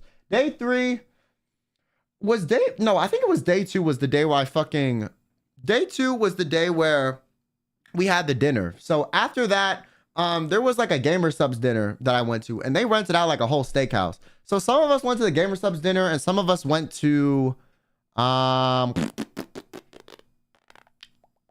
Torchies. I went to the Gamer Subs dinner. That dinner was nice as fuck, okay? Listen, I'm gonna be honest with you, bro. Gamer Subs, that dinner was nice as hell. I have not signed any contract with them. We have like no like formal business yet. And they still invited me to the dinner and they still treated me. And it was like a very nice steakhouse. They had like it was like 4 courses or some shit. There were like courses. There was like appetizers. They had like free alcohol, which I can't drink or I'll die, but free alcohol. Like fucking, you could pick like if you wanted like a filet mignon, a New York strip steak, some like fish dish, some chicken. Like it was nice. They had dessert. I was like, damn, okay. So it was very nice. And then when I walked in, they gave me like a guys. Everyone who showed up to the fucking dinner, they gave them a Gucci wallet. I'm not even kidding. I was like, I walked in that bitch like, they're like, did you get your gift? I was like, what, there's a gift? And then they handed me the gift. We all got Gucci wallets. I'm so serious. Swear to God. I was like, what the fuck? I have not signed any dotted lines yet. You're already treating me this good. What is happening? So, pics or you're lying? Oh yeah, I do have pictures of this actually. Thank you for reminding me. Oh my God, you are so great. So let me show you guys a picture of the Gucci wallet. This is still in the gift bag. So it's like, it's not crazy or anything, but transform, fit to screen. But this was me taking a picture of it under the table. I think I sent this to Johnny because I was like, what the fuck? They just gave me a Gucci wallet or something. So yeah, this is the picture of the bag that it came in, or like the thing it came in. Like, I was like, what the fuck? You can see it's a white tablecloth dinner. Like, yeah. And so I sat at a table with like Sleepy Rain 5 Up. I think Coefficient was there.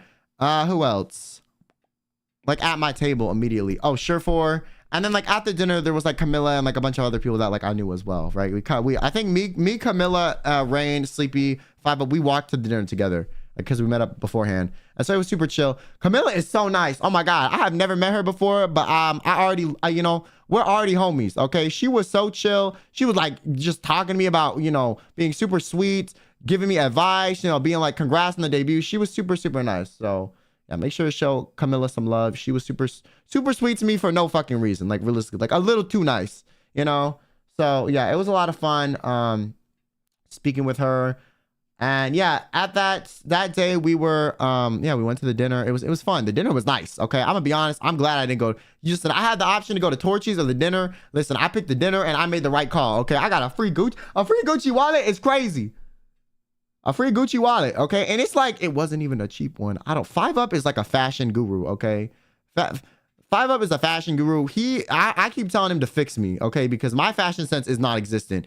And he was like looking at the wallet, inspecting the quality of the leather. I was like, bitch, how do you know all this? Like we are in different tax brackets because I have no fucking clue what any of this shit means, you know? But he was like, this is actually a pretty good wallet. And I was like, okay. But yeah, see, you need to fix me, bro. Please. IRL stream fixing Quinn's fashion. And you're just going to be like, okay, we're going to take you here. You put this on and then chat can fucking pull it or something. That'd be kind of funny. I'm not gonna lie. I would be standing there in like expensive clothes looking like confused. But yeah. So that was that. That was fun. What the fuck else did I do on that day? After the fucking dinner, I don't even remember. I think we just like chilled in a hotel room and we just like, you know, chatting shit, having a good time, whatever. Oh, there was a concert. I don't know if the concert was that day. I think it was that day. There was a concert at the convention. I think it like Numi, Bao, Cinder, and Waifu Baby performed at it. So we went to that. And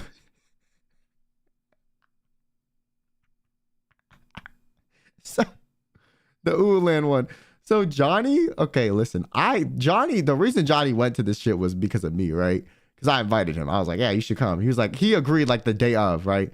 But Johnny is like fucking like fangirling over Cinder. And keep in mind, he does not watch Cinder. He just likes, like, it was like, she's so mother. I love her energy. She's so mother. I love her. Like, quite literally that. Like, he just likes her. So he was like cheering for her, like overly excited at this like fucking concert. He was like fucking like drunk, just dancing around, being like, oh my God, Cinder, she's so mother. I love her. Oh my God, jumping around, giddy as fuck. And I was sitting there like, what?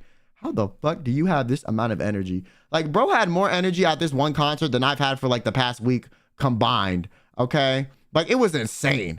And then he was like singing a Bow's music, like fucking dancing. He like at this fucking at this concert thing, he fucking like picked like me and like a few people up and was just running around. And I was very impressed by his strength.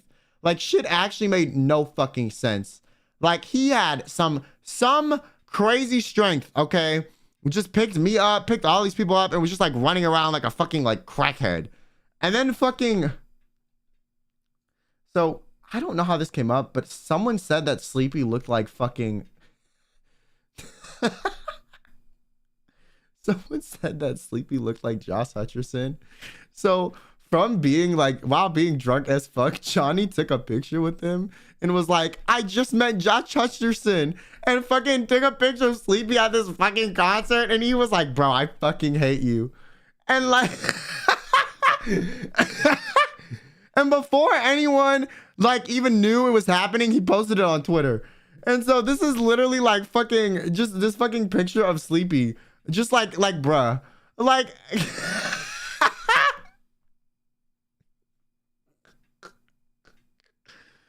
like every time Sleepy like would make like a fucking like a face maxing face, I would be like whoo, whoo, whoo, whoo, whoo, whoo, whoo, whoo, whoo, whoo. It was so fucking funny. Like, bro, it was just, there was no reason for it to be like, but yeah, Johnny was like a little too lit. I was like, where is this energy coming from, bro? Like, I don't understand. Reed, thanks for the bits. As cute man standing emoji, you know, I appreciate it. Thank you. You know, I lie to myself too sometimes. And Jang, there's a donation. Why he look like young Sheldon but blonde? Guys, don't do me like this, please. Please, por favor. And yeah, so that was fun. That was day 2, and then day 3 happens. Okay, all right, guys, listen, bro. There was this tweet too. Yo, fuck this person, whoever made this tweet, okay? Fuck you, but this shit's so right. They said Quinn be like peace sign or fucking like I love you hand sign in every photo. They said Quinn be like this or this. And you know what? Corey, you're fucking right, okay? You're fucking right. You are so fucking right. You know what? You are not fucking wrong, okay? You are, I saw this shit. This was the funniest fucking thing to me. I audibly laughed out loud after fucking watching this. Like, it was insane. I was like, what the fuck? But you know what? They were right. They were fucking right, bro. They were fucking right. And so then day 3 happened. And day 3 was fun. I woke up. I took, where's the picture? Oh, it's on my Twitter. Hold on. Boop, boop, boop, boop, boop, boop, boop, boop, boop, boop, boop, boop. Day 2 or day 3, sorry, day tres. I posted this picture on Twitter. Okay. And I had a severe, you know, I'll talk about this later. Okay. I'm just gonna show the picture. And then like after the rest of the Weebcon stories, I will address the elephant in the room. But this is the picture I posted.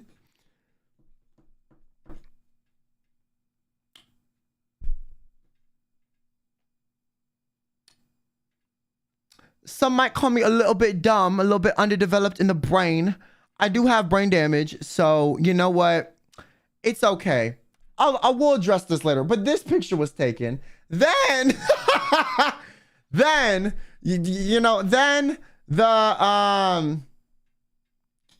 after that was day 3 and I was just walking around seeing you guys. It was a lot of fun. I think I walked around the artist alley quite a bit.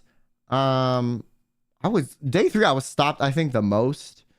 I think because of that fucking, Twitter post that I showed earlier. But yeah, I saw them. I saw her.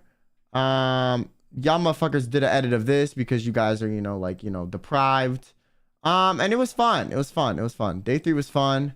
It was a lot of fun walking around. And yeah, I saw a lot of people there were a lot of people that didn't even want to take pictures. They just wanted to say what's up, which was fun. Yeah, I walked into a bunch of people. I met up with my one friend. I got to go into like the behind the scenes area where all the voice actors were. Bro, the area where the voice actors were was nice as fuck. Okay, they had like a buffet. Okay, they had a buffet. They had like free drinks. They had like fucking like croissants. They had like free bento boxes. They had like tables to sit in. It was crazy, bro. I was in like this like green room. It was super nice. Okay, it was super fucking nice. And yeah, so. Are you considered a voice actor? No, I only got into this VIP section because my friend quite literally worked for the company running it. But I otherwise, snuck in that bitch. Okay, I was not supposed to be there. Okay, I scammed. I also scammed a fucking exhibitor badge. Okay, I scammed an exhibitor badge. So yeah, I fucking scammed. So it was fun. Walked around. I got stopped a lot that day. There was one time where I was literally walking at like one strip and I got stopped like 4 times.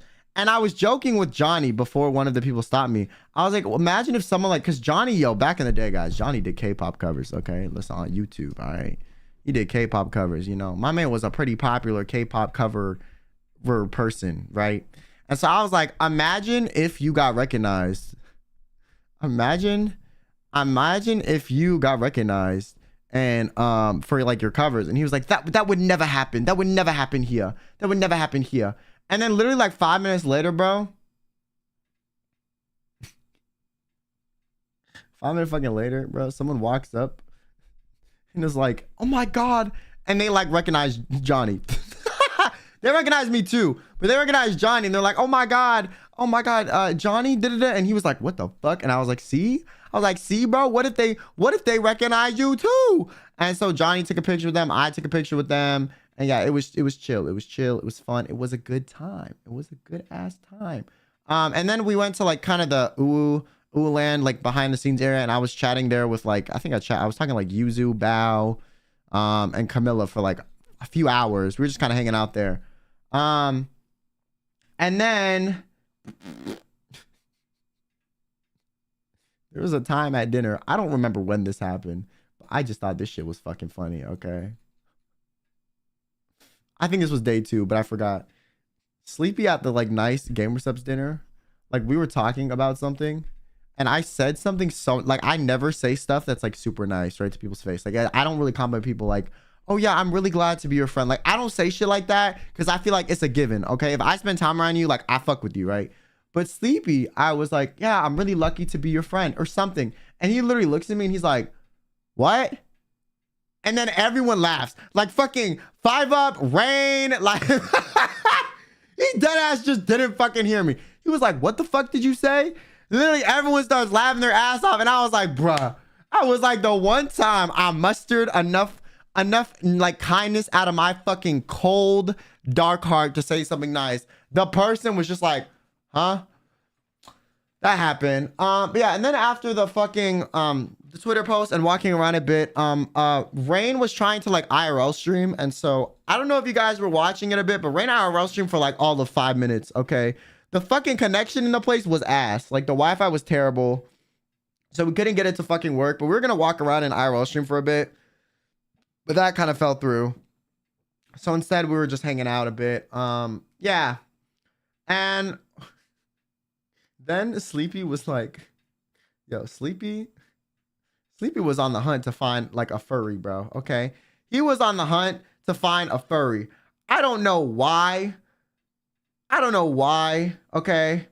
He wanted to find a furry so that he wanted to borrow their fur, like their paws and their like head like mask and take a picture in it. So he was on like furryfinder.net trying to find like furries at the con. Cause there was a few of them. There was like 5 or so that I saw. And he just wanted to find one so that he could take like a fucking picture in like their mask and their like paws. And literally we kept running into furries. And he was like, not that one. I don't like the purple. Oh, that one can't take off their helmet. Bro was picky about which furry too. I was like, you already trying to find, you know, a limited finite group of people at this convention. And then we find furries and you don't like their fursona. You didn't vibe with their fursona enough to take a picture with it. I was like, bro was like on a hunt. Okay. He was on a hunt to find furries. It made no fucking sense. Like, bro, he just wanted to find some. I don't know why. Shout out to him looking for the furries, okay? But he ended up not finding one. And then after that, we ended up like kind of like Rain did like her IRL stream with like Camilla and Vettel. And then me and Sleepy and 5 Up just kind of went back to the room. Johnny was doing his own thing. And we just kind of like hung out and vibe, like fucking chat shit. We're on our phones, just hanging out, you know? And then the next day after the con, I went, I changed our like flight so that we would leave the next day because we were originally going to leave that day. And Johnny was like, he put on like puppy eyes. He was like, can we please stay another day? I don't want to leave today. I want to hang out at night and have fun. And what if more's going on? And then I'm going to be tired, please. And so I agreed to change my flights and paid like, you know, $200 to change my flight. And, you know, I don't even know how much the room was for an extra night. I was, you know, I got guilt tripped and I said another day, but like low key, I kind of wanted to stay another day too. Everyone else was staying another day. So I was like, fuck it, why not? So we stayed to the other day, and that night there was like a little I don't know if a company threw the hotel party, but there was like a party and like I think it was like Numi's party and like some hotel suite. And so we went to the hotel suite. Keep in mind, this whole trip, okay, Johnny didn't really know that many people like there. But everyone fucking loved him. So he met a ton of people, which I was really happy about. All my friends got along well with him, which was super nice. And yeah, everyone was like, oh my God, I love him. Like Sleepy was like, where's Johnny? You know, is he around? Like, we should do something with him. So yeah, everyone liked him. And so at this party, oh my God, okay, listen guys, I don't drink, right? I can't, like I'm on meds, that shit'll kill me. So I was at this party with a bunch of VTubers and I knew a lot of them. And so I was hanging out with like Yuzu, Bao, Numi, who else? I was hanging out with Sleepy, Rain, 5 Up, of course, and Johnny. But yeah, Johnny was walking around fucking talking to everyone like, oh my God, hey, chatting fucking everyone's ears up. I was talking to like Camilla for a bit, Juniper. It was chill. And so Yeah, but Johnny was very fucking talkative. Like, he was talking to everyone. Johnny's so cute. I know, right? He's so cute. He's talking to everyone like, oh my God, hello. Da-da-da-da. And fucking... So when we got there, since Johnny does K-pop covers, I knew that like Bao had like the playlist. Bao had the playlist for the party. Like, it was from her phone. So as soon as like Johnny walked away, was like, yo, Bao, like if I send you some shit to embarrass him, like he has covers, like will you play them? And immediately Bao's like, okay, just send it to me on Discord. She walks away before I even have time to like find it. She fucking just DMing me like, where is it? Like where? Like she she's like, where's the link, bro? Where's the link? And I literally fucking like search on YouTube the first cover of his that pops up, and I sent it to her. And then like we're in the other room, right, where the drinks are, because there was 2 rooms in this. Like it was a suite. So one of the rooms had like the speaker in it, and it starts playing Johnny's cover, and he doesn't notice for a while, and then eventually he notices, and he like looks at me with this like super flustered face. It was like, turn this shit off. Turn this off right now. No, we're not doing this. We're not doing this. Who the fuck has the playlist? Oh my God, he was so embarrassed. Yo, I'm evil. I'm fucking evil. I literally joked around that I was gonna do this shit like first day, and he's like, no, you're not. There's no way you'll do that. I found my opportunity and I took that shit. And literally the thing is, the cover is so good. Like no one would have fucking known it was him if he didn't react. But he reacted so so loudly, bro, that he was so like flustered and embarrassed. It was so fucking funny. And so yeah, it was fucking funny. I've never seen someone embarrassed to run up to the bar so quick. Yeah, he was like, okay, I need a drink. Immediately after this, runs to the bar and gets a fucking drink. And then for like the next hour, literally just his covers playing on the phone. It's literally just his covers playing on the phone. Because Bao kept lying that she wasn't the one that had the playlist. So like the covers kept playing, and it was just like, to be honest, like no one knew after a certain point that it was his covers, because he's very good at singing. So like you wouldn't fucking know unless you were really listening. So like I remember like we walked out of that room, and then we would like walk back in it like an hour later, and his covers were still playing. He's like, who the fuck has the playlist? And I was like, I think Bao, I don't know. And then Bao was like, it's not me. And I was like, oh, I don't know. Maybe it's Numi. So Johnny just kept walking around trying to figure out who fucking had the play. Because me and Bao were fucking scheming. And so that was fucking funny.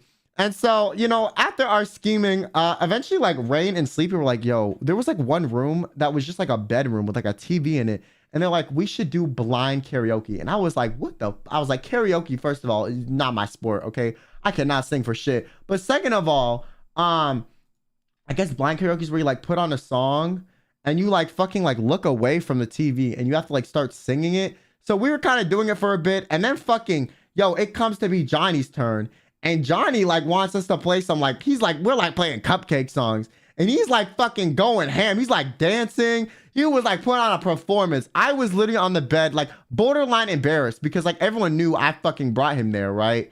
Everyone knew I brought him there. So he was just singing like fucking crazy, like, you know, out of pocket ass songs, like with like his full soul, his full heart, just dancing. I was on the bed like dying laughing while also being seemingly embarrassed too. You know what, Johnny, you kind of got me back for playing your covers. Low key, this was his payback. But honestly, he wasn't even thinking that far ahead, okay? He was just doing it. He was just fucking doing it. And I think in the room was like me, Sleepy, some random 3 dudes that like, I don't even know who they were, but they were in the party just like looking at the TV and looking at us like, what the fuck is wrong with you? Yuzu was there. I think later like Camilla came in and he was just, he was going crazy. It was actually insane. Like I was like, how much, it was like a performance, bro. It was kind of impressive, okay? I was like, damn, like, you know what? He ate that shit up, okay? Unironically, he ate that shit up. Johnny was mothering. He was serving. He put his whole, he was serving, he was consummating and put his whole contussi into it. He was fucking, he was eating that shit up, okay? And I was sitting like, Jesus fucking Christ, this is crazy. Like, what the fuck is happening? And so I was embarrassed as shit too. But you know what? It was a good time. It was fun. Yeah. And then that party, yo, I was there from like 10 to like 4 in the morning, bro. And like Johnny, like literally the whole time energy was at 10. I started dying after like when it hit like 2 a.m. I was like I was like dying. Fucking Sleepy and Rain like booked a flight that day. So they changed their flight from, it was the next day, and then they changed it to be 7 a.m. so that they stayed up and just left from the party straight to their flight. Johnny was talking to everyone. Me and Yuzu were just like fucking like bro girl talking like in a corner for a while. Then like Johnny would walk up occasionally, be like, oh my God, guys, hello. Running around. Like he was insane. He was so much energy. And at one point I was like, okay, Johnny, like we have to leave. He was like, no, I don't want to. But, and someone was like ordering food for everyone there. Like, and he wanted like food, I think. This person was like walking around just ordering everyone food. And he was like, I want to stay for the food. And I was like, okay, fine. We'll stay for the food. It'll be like 20 minutes. And then it comes like 20 minutes passes and fucking, the person never ordered the food. So I was like, okay, well, we waited 20 minutes and they hadn't even ordered the food yet. So then at that point I was like, let's just fucking leave. It never came. Did you stay for the food, Camilla? Did it like never even come after that? We eventually left. We were all waiting. It never came. Oh shit. Yo, we left early. I was like, Yuzu was like, I'm gonna stay for the food. And I was like, you don't want, because Yuzu was like, okay, we have to decide a cutoff time for when we're leaving. And she was like 4. And I was like, fine, 4 is doable considering my flight time tomorrow. And so yeah, we did that. And then I pretty much like dragged Johnny out of there. And then he wanted to say bye to everyone. And then I said bye to everyone. And then I fucked off and left.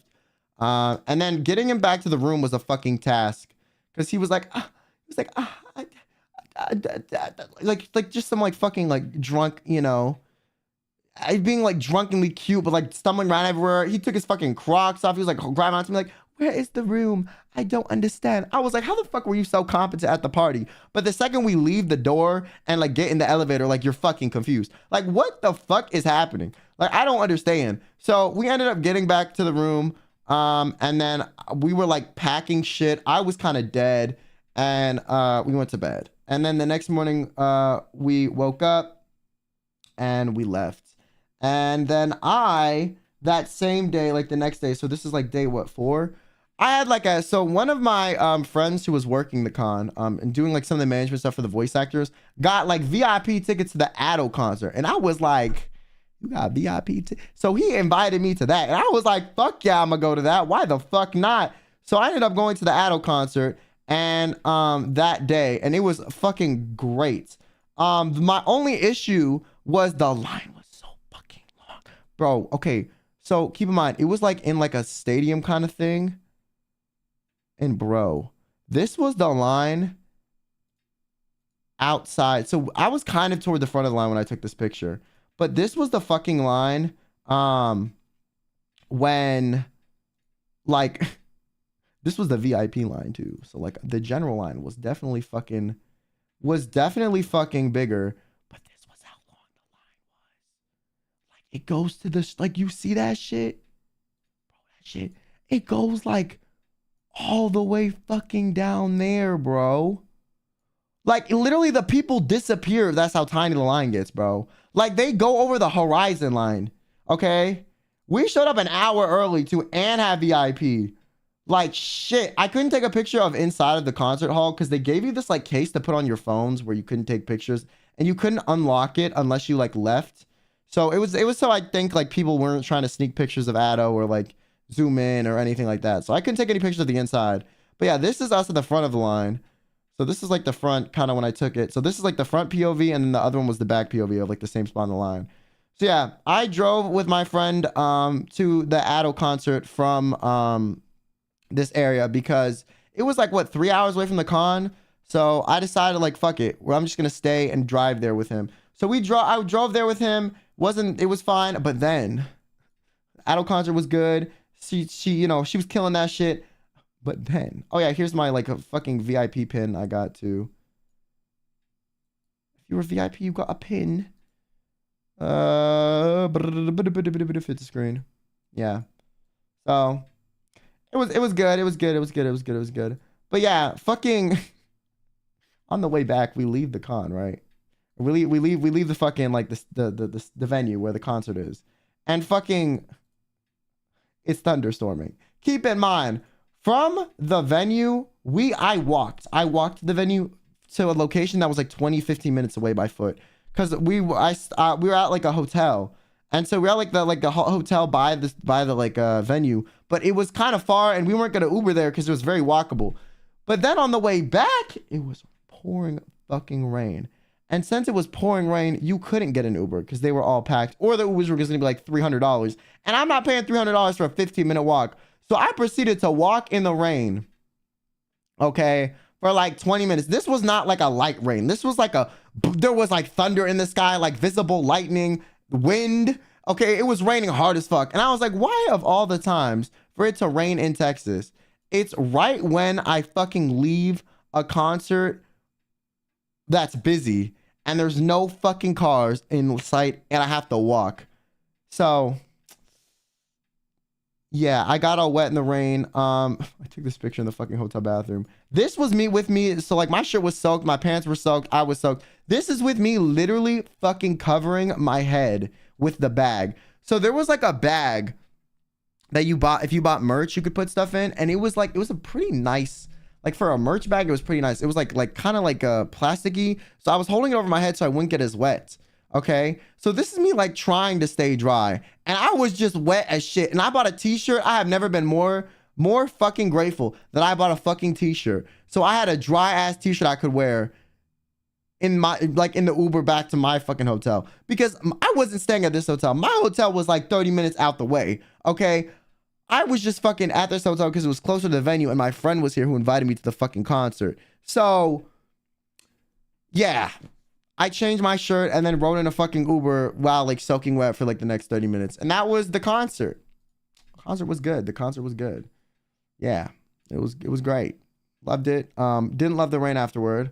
And then this is just like a random picture that fucking like Rain was taking like Polaroids of everyone. I want more. I know she has some more and I was like, send them to me of the group. And if I get more group pictures, I'll post them on Twitter. But yeah, this is the one she took of me and she was like drawing over them. So this was like me in the fucking hotel room. And then she like drew shit over it and made me like a fucking minion.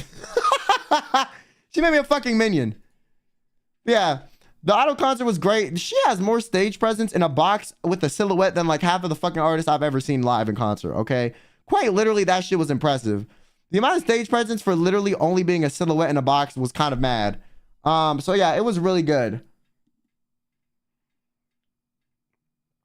was super fun. I was glad I got tickets. Thank you to my friend for getting me those.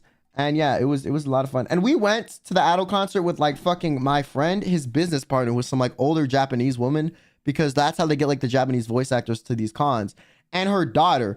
So this conversation was like, I only knew English, right? Her daughter only knew Japanese. And then the mother and my friend knew both. So it was like, we were talking as a group while like they were like actively translating what the fuck we were saying. It was kind of insane. I'm not gonna lie. It was kind of insane. Like we were fucking there and like translating shit. And in the hotel, before I walked over to the concert, someone recognized me. Someone walked out and was like, "Oh, are you Quinn?" And I was like, keep in mind, I was sitting in this hotel lobby eating like a Twix bar and like some Cheez-Its because I had not eaten anything like all fucking day. And like scarfing this down, and this dude walks up, "Are you Quinn?" And I was like, I guess, yeah. And I was like, "How are you?" And like they were kind of leaving, so it was a very quick thing. And then at the concert, I got recognized by like 2 other people, so you know that was kind of cool, saying hi. Speaking of getting recognized, fucking Pablito with the donations. Hold on, let me read this one. Dude, I saw you guys walking on the road as I was driving too. Was gonna even offer you guys a ride, but you guys were running. Like, why were you guys out in the rain? Jez. Okay, because we were walking to the hotel, bro. We walked to the hotel. And then when I got recognized, like my friend had to somehow explain to this like Japanese girl that we were with, like why I got recognized. And like, he was like, "How would you describe yourself?" And that was like a niche internet micro celebrity. Like, I don't know what the fuck out. Like, I'm not famous. I'm just in an area where like, you know, I'm in my niche right now. You know what I'm saying? I'm at a like a Weeb concert. So yeah. I got there early for the merch line and the line was just as long. When I got back after checking into my hotel, the line was just as long for the doors to open. Yeah, that's crazy, bro.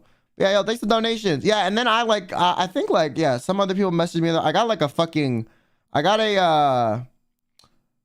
I had some like look at me from across the room and wave. So, you know, shout out to you guys. I feel like there's definitely some crossover in like, you know, I wonder if anyone else went to Weebcon and then the concert too. But yeah, that was it. And then that was, you know, my fucking Weebcon, you know, Addo concert experience. Then I came back. Came home this morning. And now I'm fucking here. And oh my God, I was so lucky, bro. So many people's like flights got canceled and shit. I've been seeing it all over Twitter. I had a warning in my app that was like, your flight may be canceled. Thank God I did not fly out of the same airport everyone did, because I drove to the Addo concert. So I flew out of the Austin airports. Like, I didn't have to worry about that. But anyone that flew out of the Dallas-Fort Worth airport, sheesh, I heard that was a nightmare. I think the reason it was a nightmare is the storm that hit me at the Addo concert was the same one that hit the airport, is what I'm assuming, you know? Yeah, Yuzu had a terrible time fucking traveling. Normally I have terrible ass times traveling, but I got fucking lucky. I got so fucking lucky this time. I had no issues. It was great. Shout out to me. Yeah, that was kind of it for the Weebcon stories. And then, okay, I need a pee, but then I'm gonna address the allegations that have been levied against me. Yeah, I also just need to piss really bad. So I'll be back and then we'll talk about the other thing. BRB, motherfuckers.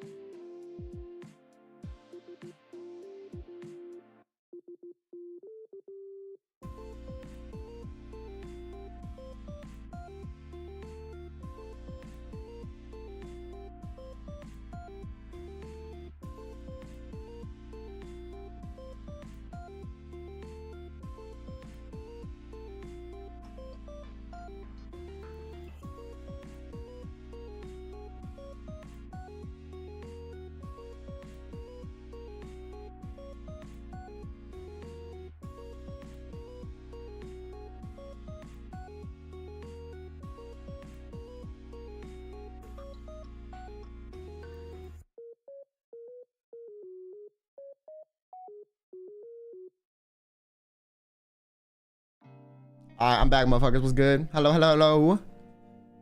Whatever he says now, he's lying. Yo, shut the fuck up, Johnny. You want the attention so bad. You want the attention so bad, don't you, stupid, huh? Anyways, okay, so now, guys, I have something serious to address. I gotta clear up the allegations. So, what happened is apparently, according to the internet now, I have a boyfriend and we're cute and we're couple goals. So, you know, let's get into that. Let's get right into the news. So, first up, Quinn Benet spotted with, you know, popular cover artist Johnny is Boring at Weebcon and cute couples photo. I think they are dating. Are they sucking and fucking? Find out on this episode of Drama Alert. Okay, so, all right, let me show y'all the picture. Okay, let me just. So I tweeted this. I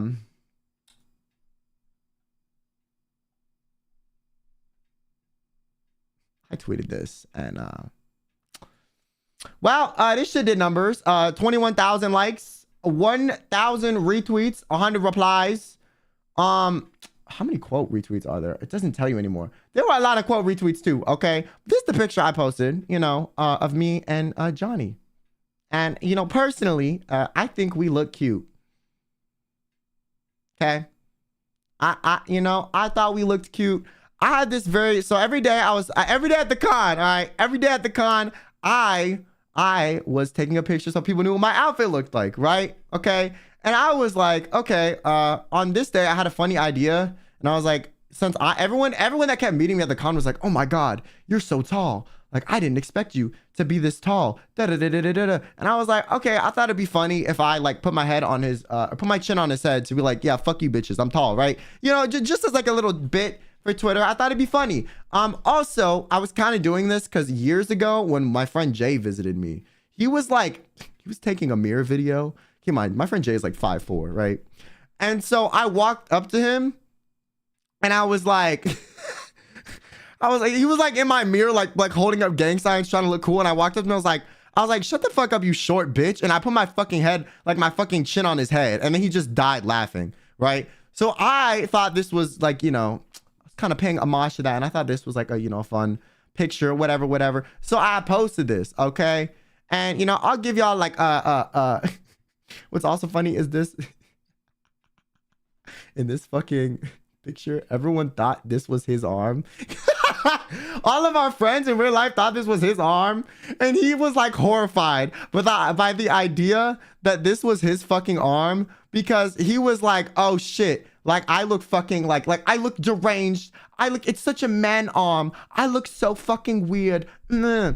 Anyways, yeah, so he was not happy about that. But yeah, this was my arm, guys. This was my arm. Okay, this is my arm. And I posted this shit, okay? I closed Twitter. I didn't fucking think about it. You know what I'm saying? I did not fucking think about it, all right? I didn't fucking think about it. As soon as this picture was posted, I went about my fucking day, okay? And then I kept getting asked by random people, where's your boyfriend? Oh my God, I saw the picture of you and your boyfriend. It was so cute. And I was like, huh? Me and my boyfriend? What you mean? What you mean by that? And then I looked. Yuzu asked you 50 times. Oh my God, yeah, Yuzu kept fucking asking me. She was like, I don't fucking believe you. Like, this is your boyfriend. You're fucking hiding it from us. Like, what the, like, she was like, y'all are together, right? And then she was asking Johnny like questions to like kind of see. And then fucking like Bow at the after party asked me, Numi asked, like everyone kept fucking asking me. And I was like, shit. I look at it and I was like, damn, you know what? Low key, they kind of like, this does kind of look like coupley. And then fucking Cammy, who's one of my friends, right, was like, this is making me feel so lonely. And I said, no, we'll hang out soon. And then she was like, I meant in a couple goals moment. And then I was like, we aren't a couple. And then she was like, girl. And I think, okay, we both were confused about each other's responses. I think when I said this, she thought I was saying me and her aren't a couple. So she was like, what the fuck are you talking about, bitch? And I was like, wait, no. That's not what I meant, okay? And then, so I was like, I'm confused. I was like, you're Delulu touch-starved, and I'm confused. And then everyone took this as like, he's confused about his sexuality, guys. Oh my God, confirmed. You know, he's, oh my God, him and Johnny are fucking, like he's gay. This is cute couple goals. And I was like, what the fuck is that? So then I was like, you're frying my brain, bro. And then she was like, I meant this as a cute picture of you two look like a couple of cute folks platonically plus cute poses. And I wish I was this cute with someone too platonically. And then I was like, understands. This whole thread, we were missing each other's points. Okay. Now, if for those of y'all that don't know my history with being gay on the internet, crazy statement. Since I've been doing content on YouTube since I was like 16. The whole time I've, you know, people have been asking if I was gay. You know, I'm not. This is not something new to me, right? Like, and you know what? At this point, I'm kind of like, y'all motherfuckers gonna ask anyway, so I don't really give a fuck. I'm just gonna act how I act, and if you have a problem with it, tough shit. So also, I'm at a point where I feel like regardless, like none of this shit, like I feel like when I was younger, I was like, why is this such a big deal? Now I'm like, why is it such a big deal? I don't know. I think if you're this concerned with someone's sexuality, like you need a hobby or something, man. Like I don't know. But the one time people finally thought I had the potential, because you guys make fun of me for being alone, okay, being single, you know. So you guys are always like, he would never get a partner, you know, he would never get a fucking partner. This fucking lonely bitch. I post one photo and then everyone's like, Oh my God, he has a boyfriend. Oh my God, couple goals. Like, can you make up your mind, chat? Am I gonna be alone forever or do I have a boyfriend? Which one fucking is it? Which one is it, stupid? Okay. Am I single? Am I alone? Am I desperate? Or like, am I, you know, like in a relationship? Like, I don't fucking get it. Okay. I don't fucking get it. So then from this, oh my God, the fucking replies were crazy. Everyone was like, oh my God. People were like, you're never beating the allegations, friends with benefits, and they were roommates. Fuck, it was like,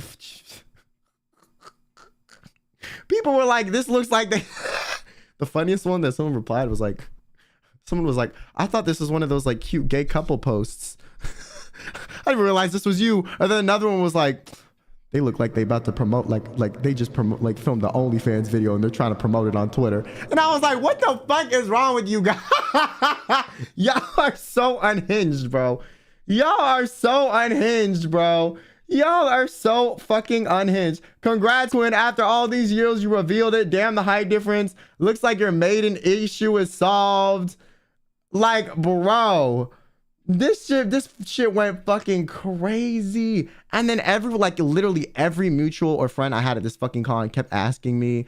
I had like Sleepy and Rain and 5up like in a hotel room alone pull me aside and were like, you know, you can tell us if you're dating someone, right? Like, you know, it's like, we're your friends. Like, you don't need to hide it from us. And I was like, I'm not though. So for the record, we're not dating. We just, you know, sleep together in the same bed sometimes, in a non-platonic way. I'm fucking kidding. No, we're not dating at all, bro. What the fuck? We're just friends. Like, yo, people were like, look, you like so looking into this. Like I said, at the after party, quite literally got asked by everyone. Everyone in the fucking party, bro. Everyone in the party asked me like 5 fucking times, bro. Like the people did not believe me. Okay, people didn't even believe Johnny because Johnny was talking about stuff and like it was like kind of like it was kind of matching up to stuff that could make it seem like it was us and he was hiding it, but like it wasn't. It was just he was just being honest and I was just being honest. And I was like, Jesus Christ, bro. But yeah, everyone wanted the tea. They wanted to know if we were dating. And for the record, I'm just gonna say, we're not. Okay, but yes, we do both look cute in this picture. So I know you wish you could date us, Twitter, or you wish we were gonna be a cute couple, but life isn't as what was I gonna say? Fuck. Life doesn't always work out how you want it to, you know? The fact that we shared a room at the con also did not help. Yeah, everyone knew we were sharing a room. And the thing was, you might think Johnny was like upset by this. No. You motherfucker was loving this attention, okay? Bro loved the attention that this fucking picture brought, okay? He like thought it was the funniest fucking thing. He kept bringing it up. He was like, oh my God, I'm so clouded from this like picture. I mugged you, by the way. You were mugged. We look so cute though. Oh my God. Like, and yeah, but like all my friends pulled me aside and were like, you know, you can tell us. Fucking like knew me, bow, and user were like, are you gay? You're dating Johnny, right? And then like user was like, pulled me aside by herself and was like, are you and Johnny like together? Are you gay? Like, just kept asking. User was like really trying to like break me if I was lying. And I was like, no, bro, we just went to the convention together and our friends. But yeah, that's it. I'm gonna be honest. You know what? Looking back at the picture, I can't blame y'all motherfuckers, okay? I can't blame y'all motherfuckers, okay? I can't blame you. This does look a little bit sus. You know, this look a little ayo. All right, I cannot hate you. You know, I can't hate you. I can't hate on you because I would have thought the same fucking thing, okay? Listen, I'm like, why you guys have no fucking life. But me too, bitch. I would have been like, oh, they definitely fucking, like, for sure they together. For sure they together. So, we're not, though. I know the food Joshi sisters, y'all have been deprived, okay? Because I don't engage in shipping content. So you saw some real life shit and you were like, now is my time to shine. The homosexuals are at it again. Yeah, so y'all went crazy, bro. Y'all went fucking crazy. I have never been asked more in my life if I was dating someone, but no, we're not. So that's it. But yeah, looking back, I probably should have thought, you know, hindsight's 2020, but I posted this picture and I didn't think anything of it. And maybe I should have like thought before I pressed the post button. But regardless, we look great. So fuck you, I guess. Yeah, sorry to ruin your, headcanon. I'm sorry. But, you guys were fed for like 24 hours. Realistically, I posted this on the 31st. I should have just posted this on April 1st, okay? But like I said, this was dead ass an accident.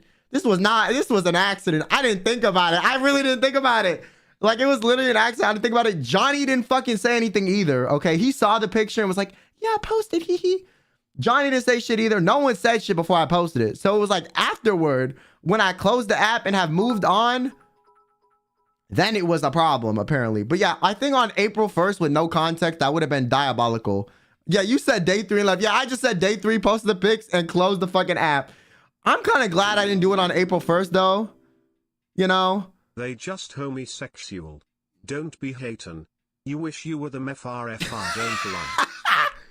Yo, like, if I would have done this on April 1st, I probably would have gotten canceled for, like, queer baiting. So, low-key, I'm kind of glad I didn't fucking do that shit. Because this was literally an accident.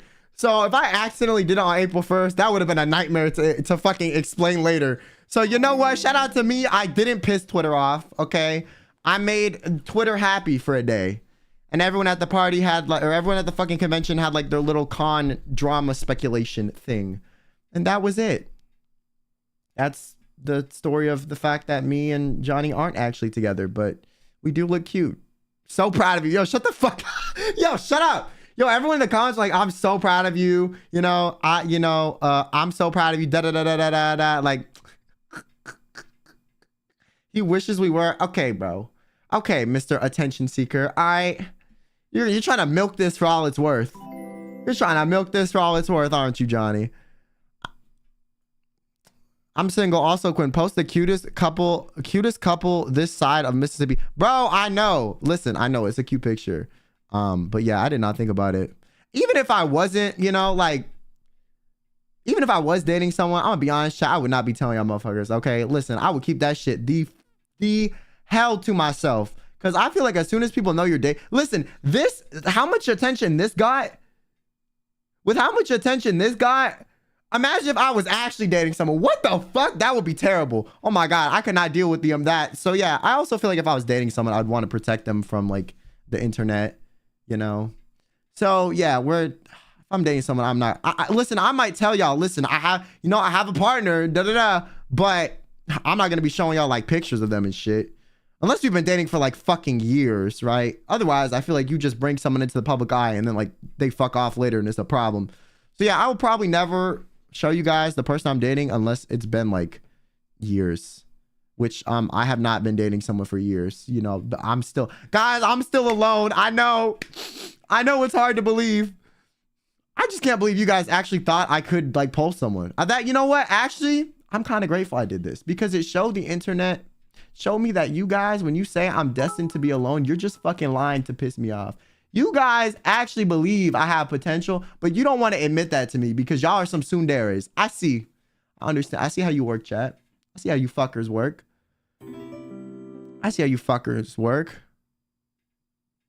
I'm dating someone, but she goes to a different school, so you don't know her vibes. Yo, shut up. You good at Yu-Gi-Oh? Are you a blue eyes white dragon it? What the yo, what? Stop. Pause. Yeah, so that's it. I guess the internet thinks I can get bitches. So that proves it to me. Fuck you, chat, you motherfuckers. Okay, that's it. All right. And my girlfriend's real. She just lives in a different country. Now, when people do that, if I did ever say I was dating someone, you guys would be like, prove it. We don't believe you. Prove it. We don't believe it. Prove it. So, yeah.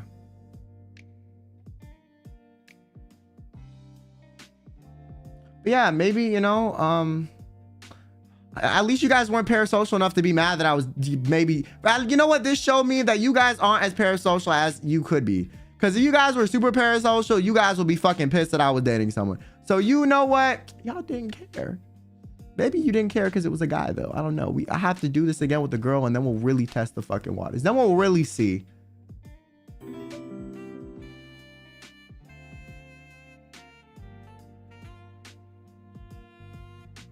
Yeah. Anyways, I'm not dating Johnny, but I do love him. He's super dope. So Yeah.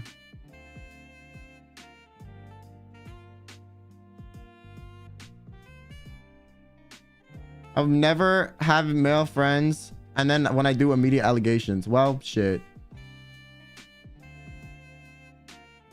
Definitely different responses when that happens. Yo, Johnny, stop stirring the pot, bitch. You fucking bitch. Yo, you love this attention too much. To be honest, maybe because it was only a guy, I don't trust the internet. I'm gonna be honest. I feel like if I did this with a girl, the response, half of y'all would be like, there would be a group of people that were mad.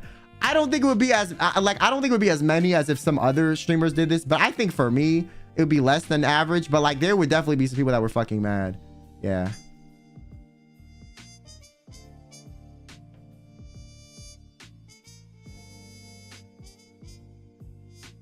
Speaking myself, I'd be happy you found a partner. Well, thanks. Haven't not been trying. That's the sad part. Guys, it's not like I haven't been like, you know, trying. It's just like it hasn't worked out. But yeah, I don't know. I'm so used to people speculating my sexuality. I don't fucking care. And at this point, you know what? It's not, I'm on the line of like, it's none of your business, you know, who I'm sucking and fucking, okay? It doesn't change my content at all. So y'all motherfuckers don't need to know, and it shouldn't matter. You know? I love that that's the way I explained it, but like, your phrasing is bad. Yo, you understand my point though, right? Yeah, that's it. That's me addressing the rumors. But Larry, thanks for the 10 gifted. Thank you. Thank you so much. And thank you so much, yo. Thank you. And see now Cookie, thanks for the donation. That was me at the hotel. Felt pretty bad about interrupting, and the younger girl looked hella confused, so I left ASAP. It's cool getting to meet you though. Yeah, bro. Don't be afraid to ask for a picture next time. I was about to offer, like, if you wanted a picture, but then like you just kind of like bye. You know, you were kind of nervous, which like I understand. The girl was hella fucking confused though. She was like, what the fuck? Because she's literally like from Japan, speaks no English, and looked at me like, what the fuck is happening? Why did he just get recognized? So we had to like try our best to explain it to her. But yeah, that was good time. Good con, good fun times. It was good. Yeah, the lipstick did not wash off my shirt. Yeah. So bad for you because I know the day you do get a girlfriend, there's gonna be a group of people that will just think it's just a cover. Well, I'm gonna be honest, like I don't really care if people think I'm gay or not. Like I said, I don't care. I'm just on the boat where it's like my sexuality and who I like is none of your business. You know, that's all I'm saying. Like I don't think it should matter.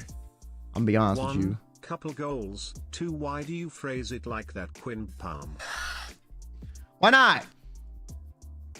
Why not? But yeah, thanks for the bits, Dongo. It's my business because I'm nosy. You are fucking nosy. But yeah, Johnny is the clingiest fucking friend I've ever had though. I'm not gonna lie, bro. Bro asked me to hang out like I swear to God once a week, and if like I can't once a week, like he gets upset. So yeah.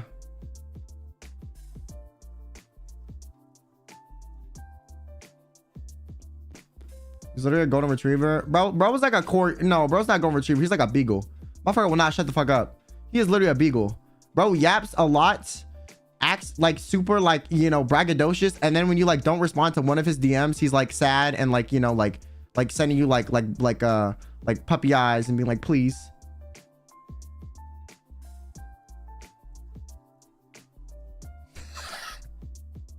He's gonna kill me later. I'm not that needy.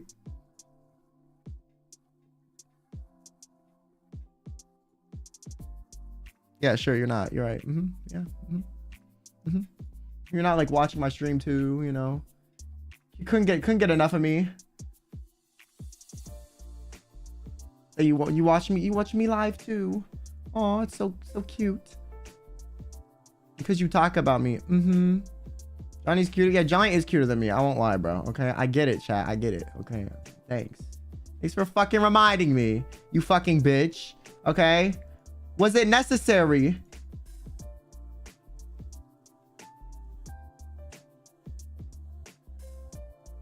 He's cuter and he can sing. All right, you know what? I'll just go on one. You know, I'll graduate IRL. It's okay. It's cool. It was good knowing you guys. You know, I'm gonna graduate from my flesh form, and it's, you know, bye.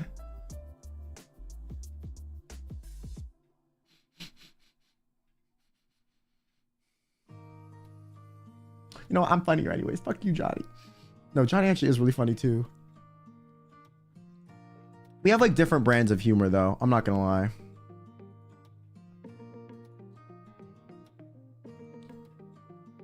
Bro, I just became a member. You can't leave yet. That's crazy. That's what you're saying? You're not like, please, you know, we care about you. You're like, damn, I just paid $5.99, bro. Like, you can't leave now. That's kind of fucked up. I just paid $5.99. Like, damn. Different brands of humor? Yeah, like different type of thing.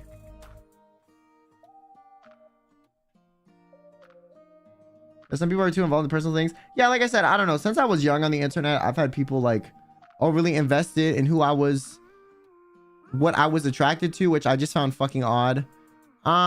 There was a lot of it was because there was a lot of like older men that like wanted my attention, and then a lot of it was just like, I don't know, the internet just does shit. But at least give me my money's worth. Yo, that's crazy.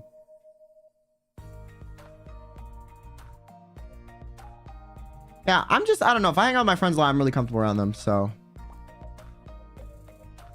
You can sing, shut up. Yeah. Yeah. I'm fixable. I'm fixable. That's what it is. I have a fixable voice.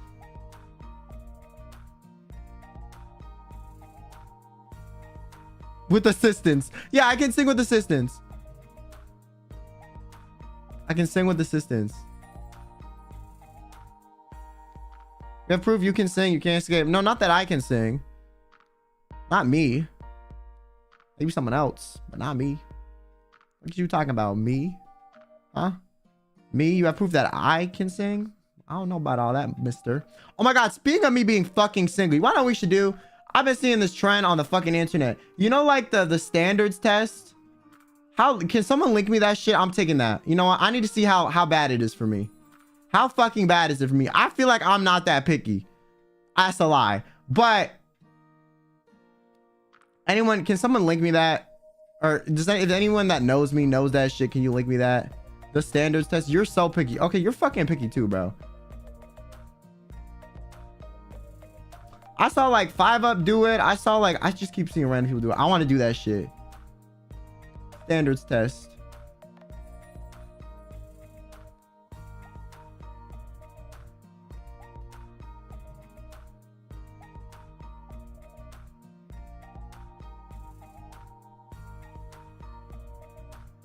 Let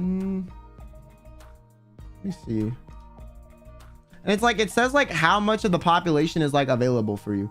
So it'll be like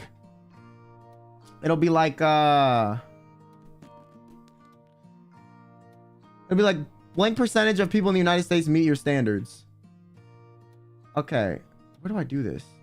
Standards, dating test.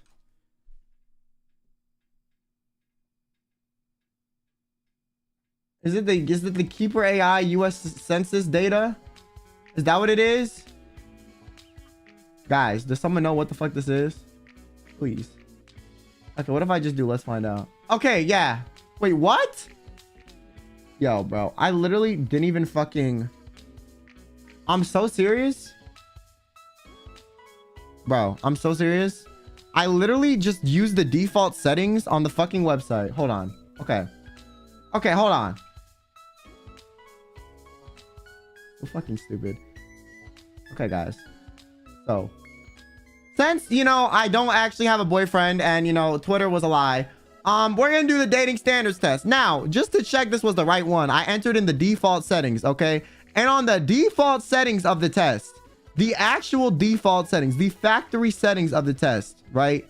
This is how much of the population from the default settings is apparently available to me, okay?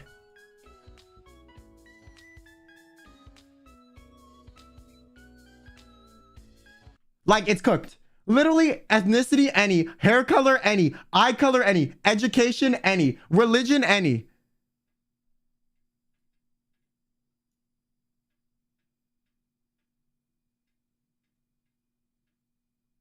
Bitch, I literally opened the test and just clicked next. Like, I literally just clicked next. Like, I didn't even adjust like the gender preferences, bro. I literally opened this shit and clicked next. And this is how limiting it already is. Okay, I'm gonna do it for men and women. So we're gonna start off with men, okay? And yeah, men and women, okay? All right. This is the dating standards test, okay? All right, okay, let's see. Okay. This is default settings. So we're pretty much fucked, you know? It's pretty much cooked. We're pretty much, okay, it's over. It's done. We're done. It's cooked. So if I do men, wants kids, no. Do I want kids? I'm gonna say either. I don't really know at this point. Age 20. I'll do like, yeah, 20 to 42. No, what the fuck? I'm not gonna date you. Let's do 20 to 30. Okay. Height 4'6" to 5'6". Oh, that's why it's cooked, because it's on men and it's 4'6" to 5'6". Okay, bro. I mean, like, if I was dating someone, like, I really don't give a fuck. Well, I guess, let's say I don't want, let's be traditional and say I don't want the person to be taller than me. So let's say 6 foot, right? I'll do like fucking like, what, like 4'10"? Minimum income, $0. Minimum income? $1 million. Okay. Oh my God, he's making me. Yo, Johnny, shut up. We moved on from this, man. Minimum income. What's the average income in the US? What is the average income in the US? Hold on. Average income US. The average income in the US is 37,585 USD. So, can I do that?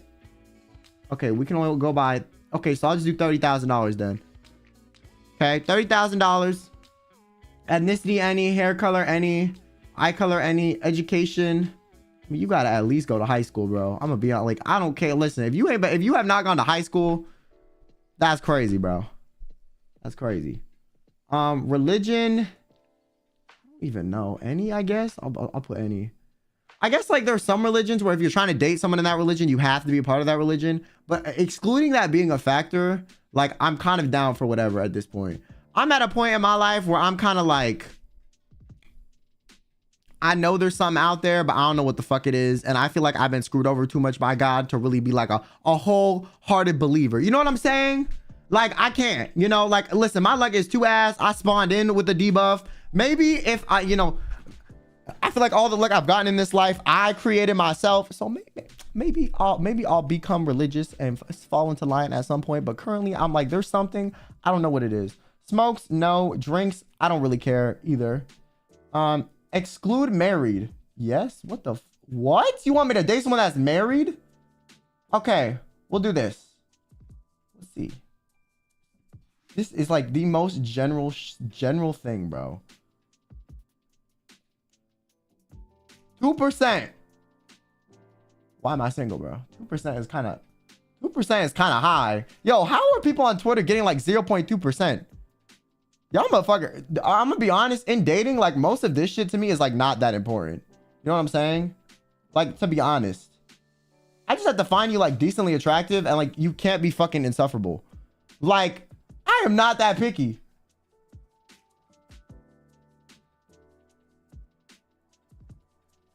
Yo, some of y'all are picky. I got 4 million options and I'm still single. You're looking for men though? Okay, let's do women now. I'm only gonna change that. Just women, all right? Same criteria. Realistically, for me, it's the same criteria for women. Like, I don't, you know? High school, yeah. Either, yeah. Exclude married, yeah. Damn, the percentage drop is crazy. Wow.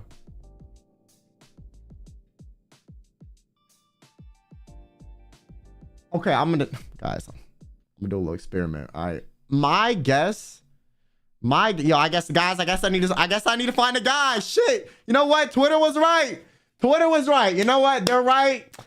You know what? Statistically, girls are gonna work out for me, and I have the least specific standards. How is it this many people that make the average income are like between 4'10" and 6 foot, the ages of 20 to 30, and like are any and have at least been to high school? How? What? Yo, it's so cooked. Okay, wait. All right, I have a theory. The literal only reason that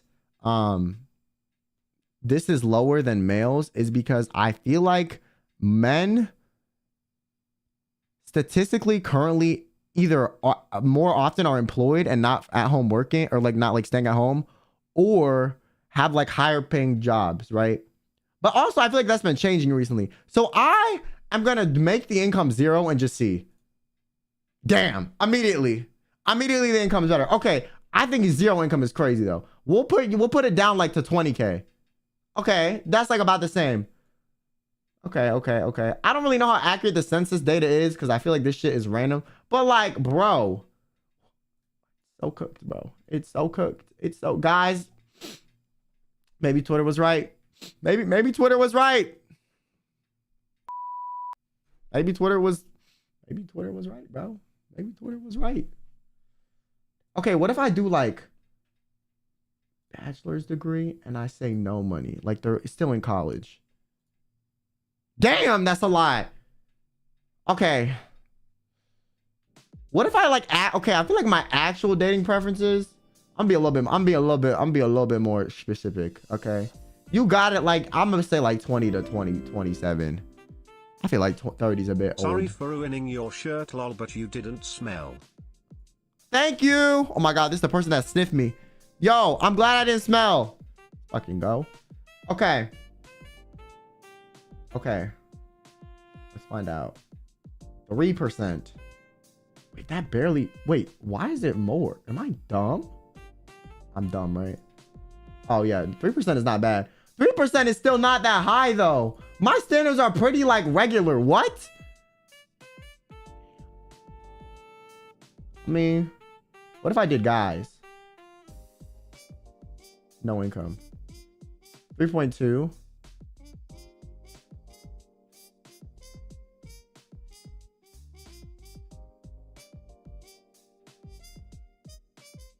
Yo, you know what? Yo, people that have an eye color preference, I'm gonna be honest.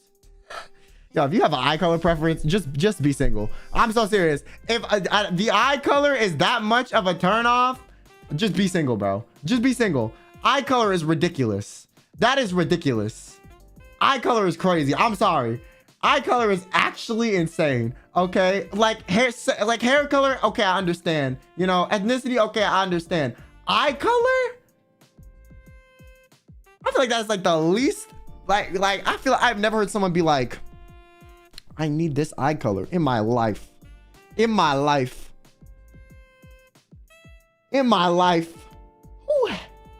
cares about hair color? Surprisingly, a lot of people do. Search in other countries, but I'm in the US.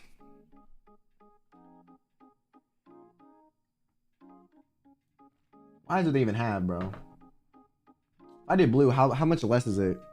Damn. Blue is crazy. What about Hazel? Hazel's even less than blue? Green? Brown. Any.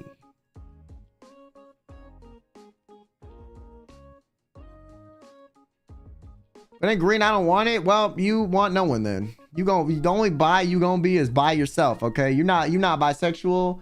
You're not, bilingual. Okay, you're alone. You're alone, stupid. Find all colored hair except abnormally colored hair attractive. Well, I feel like if your hair is dyed, it's not on this list, is it?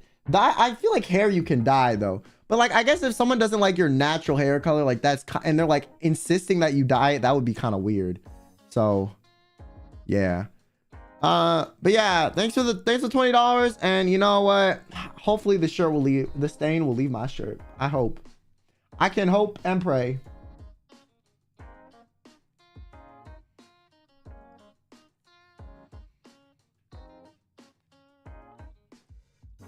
Brown eyes in the sun are beautiful. Bro, I feel like all eyes look kind of attractive, no? Like, I think when people say they like someone's eyes, I feel like they just mean like the shape of the skin and the folds around the eyes. I really doubt anyone looks at someone's actual eyes and are like, damn, that iris looking kind of rough. Like, who? You know what I'm saying? Like, who? I feel like it's like the shape of the eye surrounded the actual eye, because the actual eyeball kind of looks the same. Well, unless I'm bugging. I know some people have like pretty eyes, but it's like, yo, I'm so not picky. Cause like, I don't want to date someone that's a bum, but it's like, I feel like these census data traits are not things that like are like a plus or plus or minus for me most of the time. It's like how attractive I find you and like your personality, you know? I feel like this, if you harp on like random stuff, like income and like you're cooked. I mean, I think if you want someone to be like averagely income or like, you know, not like, you know, there's a difference between like you have low income and you're trying versus you have low income and you're complacent. If you're complacent, I understand you don't want to date someone that's complacent and not trying to better their life. But like the income specifically being a thing, I'm like, what? I'm like, why does it matter? Unless you just like, I understand if you don't want to like fully rely on, you know, have someone rely on you. But I don't know, man. Yeah, I'm crazy. Maybe I'm crazy.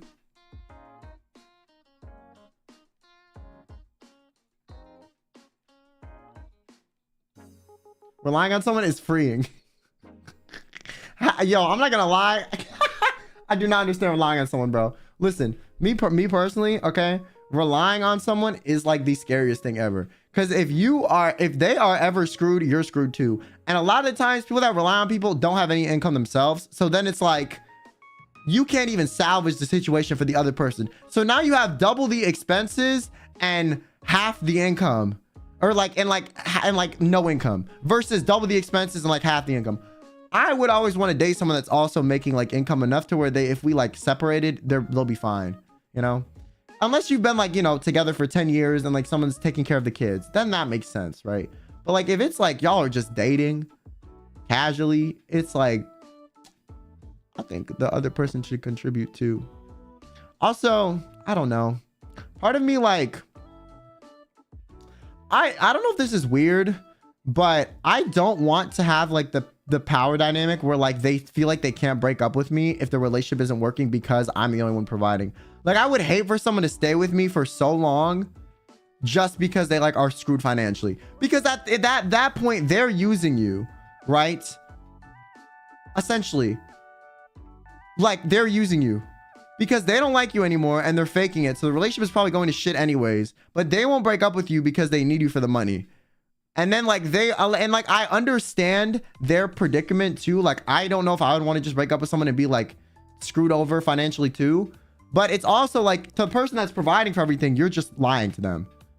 So it's kind of bad for both parties, which is why I feel like unless you've been together for like years, you have kids and you're like married and there's like some separation agreement where like you'll be okay for a little bit, it's not worth it. You should date a VTuber. You're already taking your own advice. It's crazy, bro. Yeah, I would hate that. I don't know. Yeah, I feel like with like the random like data point dating criteria, I like do not care, bro. I am so non-picky. I don't care. I do not care. I do not care. I'm easy. Just be decently cute and not. I also don't want someone that's like not doing anything. I think that's annoying too.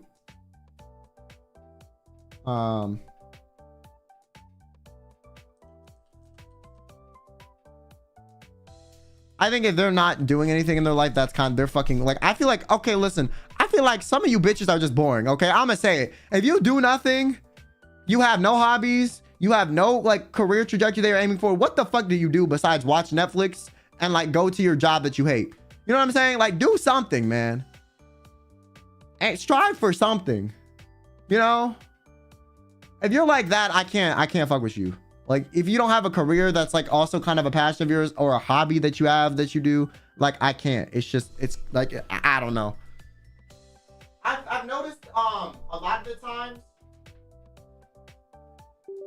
this normally happens when I go on dates with like very attractive people.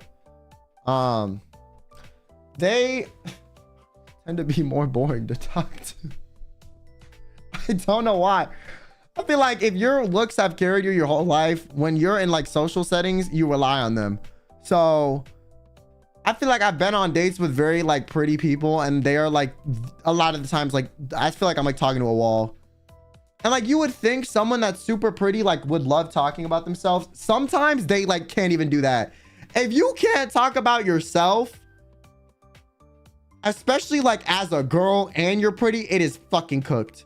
It is so cooked. It is so cooked. Like, you are serving a 5-course meal with how cooked it is. You know? I feel like you need like, I don't know. You either need like some trauma to spice you up or like some like, you know, adversity in your life. Or like your looks didn't carry everything for you. I also feel like there are some people that are like, for me, like you need to be a bit jaded. If you're too happy about everything all the time to where the point where it's like uncanny, I can't deal with that. Like, you know, those people that are like, oh my God, yeah, this, oh my God, yeah, that, oh my God, he to everything. I'm like, how? Like, you need some, like, you need to be dead inside at least a little bit. Like, I need someone that can like at least be a little bit of a hater with me. You know what I'm saying? Like, I need someone to be a hater, okay? I'm gonna say it right now. You need to have a bone in your body to hate a little bit. If you positive about everything, nothing's ever gone wrong in your life, you've never faced any adversity, and like you're uppy-go-lucky and equally as energetic about everything going on in your life. Like if like, you know, buying a new colored crayon or like getting, you know, like your favorite sandwich or like just eating like some like mid-ass food or like just doing anything mediocre is like enough for you to be like over the moon happy at everything. I'm kind of like, damn, I can't. How are you human? And I also feel like those people, this is kind of me like placing a judgment. Is that not a good thing? I think it's a good thing, but I do think sometimes those people, the problem with them is, I just don't think it'd be good for me. Because I think I would either like dampen their happiness, and I feel like that's fucked up, or I would I wouldn't be able to like match their energy. I'd be like too like dead next to them. But I do feel like some people are like too toxically positive, and I also think my humor it wouldn't fit with too. And on top of that, I feel like a lot of people that have been super like are happy-go-lucky like that have never been through anything enough to challenge their like ideologies or like where they find their happiness in. And so the second their life isn't going well, they tend to be some of the worst people to be around. Like people that are always super happy because they've never really had any problems, the second they have a problem, they are awful to be around. That's why I feel like I need someone that's like been through something at least once. Because when times get rough, you're going to be a different person. And like, you're not even going to know what type of person you're going to be. Like, thing is with these people, a lot of times they've never been in a situation where they know like how they'd act when stuff is rough. A lot of people don't know if everything's been good in their life. So it's like, if you don't know, it's not like, I can't fault you for like being like, you know, like way too difficult or way too much when something difficult happens. But it's like, sometimes people will just go like off the deep end, turn like be like anything can happen. So if you have never been through anything, I'm kind of like, shout out to you. But also like, I don't want to be the person that you're with when something finally does happen and you're unable to handle it. You know what I'm saying? Like, I don't want to be there like firsthand. Because a lot of the times it's like a mess. It is a mess. Or they get really upset. Like they get unrealistically upset at very minor setbacks in life. That I also can't deal with. Like there's some people that like something very little will happen and then they'll like bug out or be super upset or super angry about it. And I'm kind of like in the back of my mind, like, bitch, they just fucked up your coffee. They just fucked up your coffee. You can literally ask them to fix your day is not ruined. This is maybe gonna add 5 minutes on to your coffee trip. Stupid. Like some people are like that. I can't deal with that. I can't deal with that. Or they're not used to hearing no. So when they're finally denied something, they act crazy too. Like I can't. I've been through too much in my life that like when people get mad over little stuff like that, it's like a little bit insulting to me. I'm gonna be honest with you. Like I get like pettily angry. I'm like, oh, that's the biggest problem in your life and you're gonna act this way. Like I could literally be like, you know, like fucking passing in and out in a hospital for like next 3 hours. And I would react less intense to that than you are to them messing up your coffee order right now. You know what I'm saying? Like the people that are like that, I cannot be around you. I would get too angry. I would get too angry. Like I would get too angry. It would just be like, it would be insulting. I don't know. It's super immature. It's like you don't know how to behave yourself. You like, ugh. And that like ideology will bleed into other things and cause so many issues. You know, because it means like you aren't well adjusted enough to like control yourself, and like anything can kind of set you off. And that's like not a fun combination. If you're someone that's very stoic about a lot of bad shit happening to you, that is like that. People that are like that are not fun for you to be around, because you've already been through enough to where you've gone past that. You've gone past reacting to stuff, or you grew up in environments where like you had to get past that when you were like mad young. Like when I was like 3, 4, I was done whining about mediocre shit. Okay. By the time I was in like elementary school, I was already like dealing with like crazy health issues in and out of hospitals. Like I was already kind of over like minor stuff pissing me off. So I don't know. And like, I mean like seriously pissing me off. Not me being like, oh, that was inconvenient and then ranting about it on stream, right? I mean like crazy shit. That's why I'm kind of like, I can't deal. It's not for me. Those people, they need to experience real life, because they're living in a bubble that is not reality, you know? And I kind of envy them in a way. Like I do. But I envy them when times are good. When times are bad, I do not envy you. No. I feel like I handle rough situations a lot better than like most people I know. So I'm grateful for that. But it's like getting to this point is not a fun experience, right? So if you never, ever have to go through anything rough and you can always have your life be that fun, then I think being like that is perfect. But if you know you're going to be facing shit constantly, it's not a fun time. So...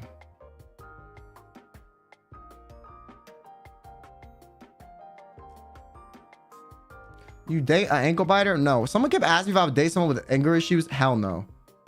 Anger issues are no. I'm too rational about a lot of stuff that like I can't deal with people. If you're overly emotional about stuff to like an illogical degree, I can't do it. I just can't. Like, you're not for me. You know? Especially if it's anger issues. Because anger is normally like other emotions that you don't even like know how to like express. So that is like an iceberg you got to melt, and then you have to figure out how to deal with those other strong emotions, you know? Yeah, I'm very like logical about a lot of the way I go about like conducting certain situations. And I think like, yeah, being in tune with your emotions and not like logicking through everything. You can't out logic certain things, certain feelings. Like that's not possible. You're not wired that way. But I feel like if you are like too on one end of the spectrum, you're too emotional, don't apply enough logic, or you're too logical, don't apply enough emotion, I can't be around you. Because it's like dealing with the AI, or it's like dealing with like a toddler. You know, it's like one or the other.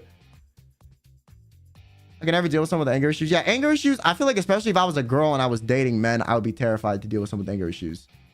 That would be like an absolute deal breaker. When you're a guy, we're calculated. Women are all emotion, very rarely calculated. I feel like that's like not true though.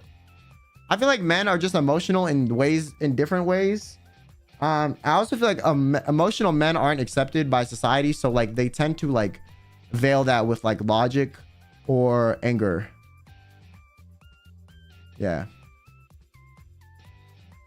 So, but I think men are equally as emotional as women. It's just, or men will express it with like, yo, low key, I'll be honest, okay, dudes be like hashing out their feelings with each other, okay?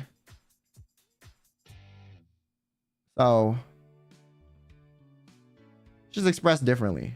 Or like they'll do certain things to get out their anger, like, or their emotions. Like going to the gym and stuff is actually good for your mental health, for getting mental clarity and getting rid of your emotions, because it allows you to do a mundane task repetitively and think through shit.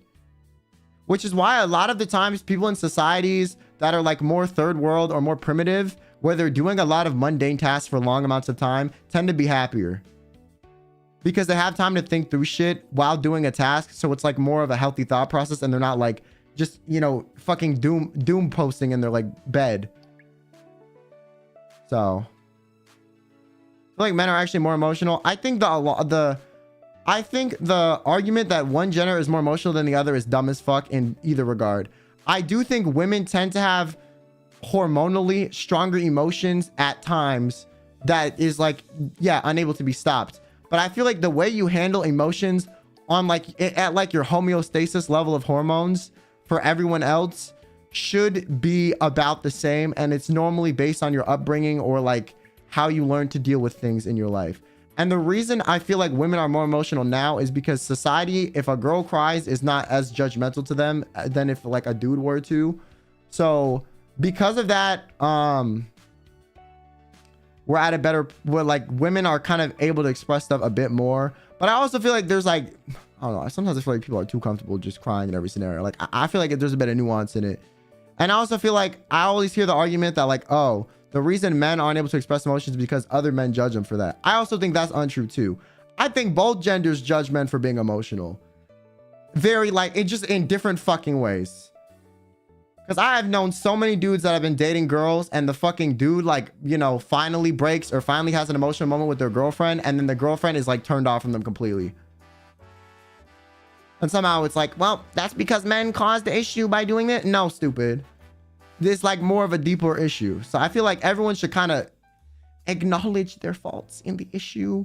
And we should try to move forward. But I feel like it's too cooked. It's over. Like, I don't know. This is one of those things where I don't see a resolution happening. So I'm just kind of like, it is what it is. I'm not going to surround myself with people that are too emotional or too, like not emotional. Because I do feel like also, I do feel like in the same vein that like guys aren't allowed to cry, I do think girls get a pass to cry in inappropriate situations too.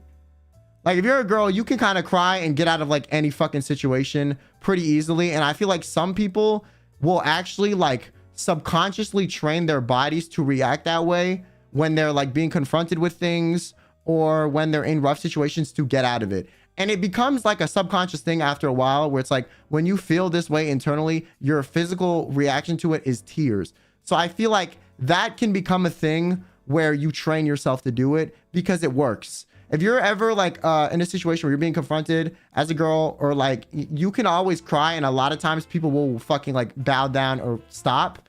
And so I feel like since that is like rewarded, it is also something that happens more. So I don't really think it's that like that's entirely on girls too. It's like people are willing to kind of bow down when that happens.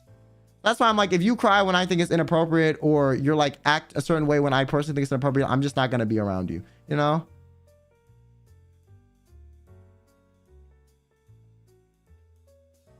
I agree, but men, please talk to your friends. Damn, you use your girlfriends, all your emotional baggage, but they fucking don't though. That's what I'm saying. It depends on people. I feel like people that are like, but men, you need to talk to your friends because of this, you're not a dude. So you don't know if men talk to each other. Okay.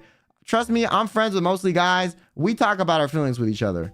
We fucking do. It's just not in the same way you guys do, which is why I feel like it's kind of unfair when you like are assuming that, you know, like I said, I just feel like this is an issue where there's so much nuance in it and everyone that is their current gender or their like presentation wants to be on the right side of it. And so they tend to just push it off to the other side. But what I'm trying to explain here is like both sides are equally as fault to contributing to this problem. And most people aren't like nuanced enough in the brain to be okay with that. And so they tend to push it off to the other side. Like if you were to bring up any of this on Twitter, like I guarantee like the response would be like so fucking, so like contradicting or like controversial in terms of like the sphere of opinions. Like it would be very polarizing, right? Or like if you were to bring it up, like I feel like a lot of times people are like, well, this group is at fault or this group, and I'm like, you're just dumb as fuck because like you're partially at fault too, stupid. And I feel like people, I don't know, that's also a big thing for me. If you have no sense of nuance, I can't be your friend. Cannot be your friend at all. People that are very black and white about everything, I think you're like programmed to believe a certain thing and you're unable to apply your own logic to situations. Because I guarantee there are so many motherfuckers that are just like programmed. Okay, like you see this is the reaction, this is how people react, so you think this is the only appropriate way to discuss something. I think by doing that we don't solve any issues. You just are pushing the issue onto someone else and making the issue worse, which is why I'm like, I think some people need to fucking really think like, hey, it's very situational. I feel like that's with a lot of stuff with controversies online. I feel that way with people getting canceled. I feel like a lot of you guys, the times you guys are just dumb. You don't want to think about it as much. So you just want to pass a judgment very quickly and move on, which is like not conducive to any solutions. And I guarantee a lot of the people who are put in this or who are very judgmental of people in ways where they don't see the nuance. If they were put in a similar predicament and they were on the other end of it, they would fucking hate it. But they've never been in that situation. So that's why I'm like, I think sometimes you need to like think before you agree with something or believe something or assume that in every situation it's always one group's fault. Yeah.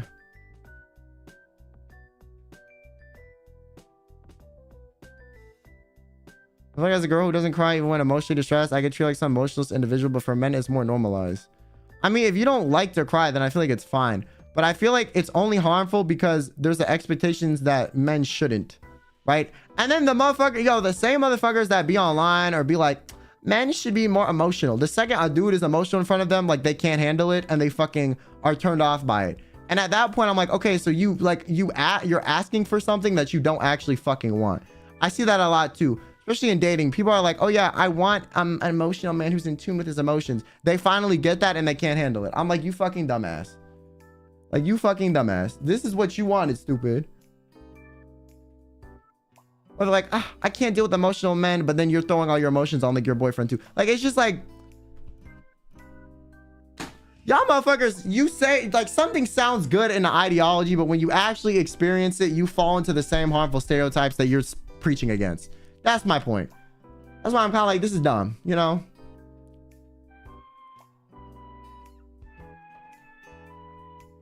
This is fucking dumb. I hate seeing the fucking like the red pill or the pink pill, whatever the fuck. I don't know what with the male female equivalent of like these discussions where it's like so one-sided are like so perpetually frustrating to always be like shoved down my throat in like fucking online discourse. I'm like, you guys need to like use your fucking brain. You know what I'm saying? That motherfucker's dumb. The pink pill, I don't fucking know what the term is. I feel like blue pill is like not the correct term. Emotional like crying or emotional like emotionally angry? Well, both are emotions, bro. The fuck? See, the problem is you're like putting one in like a, you're saying like one is more acceptable than the other. And that's why I'm saying that's the crux of the problem. Because you're already like, one of these is not okay or more okay than the other. And I'm telling you, in different situations, both can be equally as harmful. Emotional crying and being emotionally angry can be harmful and like healthy, and depending on the circumstances. You know?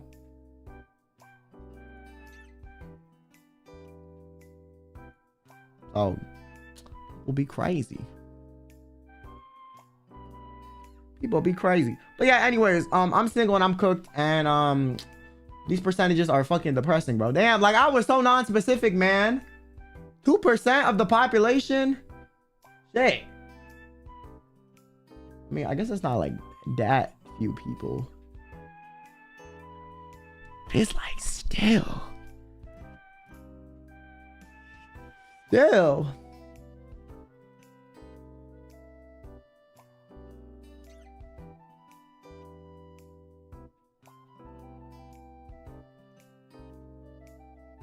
Quinn is single because he's smart.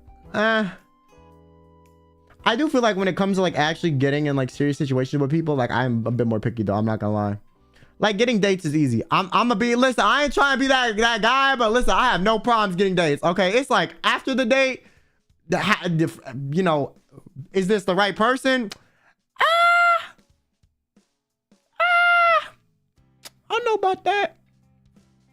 And the same for them. They're like, this, he the right person? I don't know about that. Because I'm on a date, I'm not like, I'm gonna be honest, I'm putting my best foot forward, but I'm not lying to make the other person like me. That is a waste of fucking time. Okay, that is a waste of fucking time. People that like you know, they pretend to be better than they are on the date, like you are just setting yourself up for failure, bro. You wasting your damn time. And literally, I feel like by default, so many people do that. I'm not saying you got a trauma dump on the first date, but I'm saying like, I don't know. Like some people pretend to be like, or like they'll be like, it's the whole like, I'm an entrepreneur, but it's like you just unemployed type shit. That's what people do on dates. You know what I'm saying? I'm an entrepreneur. I'm doing this. I'm like, no, the fuck you're not. No, the fuck. Like, why are you lying? Why are you lying to yourself and to me and to God? What is wrong with you? I feel like people that are able to be like, yeah, I'm currently doing this. I'm trying to do this. I'm struggling at this a little bit, but you know, hopefully it'll work out. Those people are some of the best people. If they're willing to be like, yeah, this is still a new thing. I'm still trying. It's up and coming without feeling shame about it. Being like, hey, I'm kind of bad at it. Or without being like, yeah, I'm this big business mogul. The people that are able to just be like realistic about what the hell they're doing. Some of the best people, bro. I'm not freelancing. I'm just free. Yeah.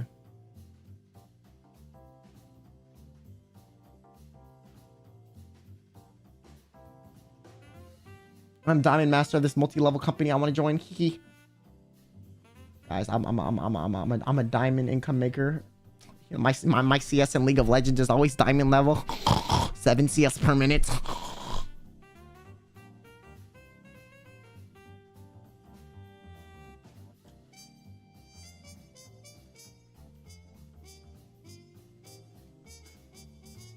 I'm not a freelancer. I just work under that table.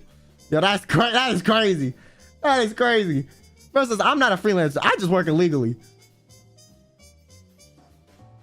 Like, damn. Bro said I get 10 CS per minute in Tinder bio. That shit's so fucking funny. That shit is so fucking funny.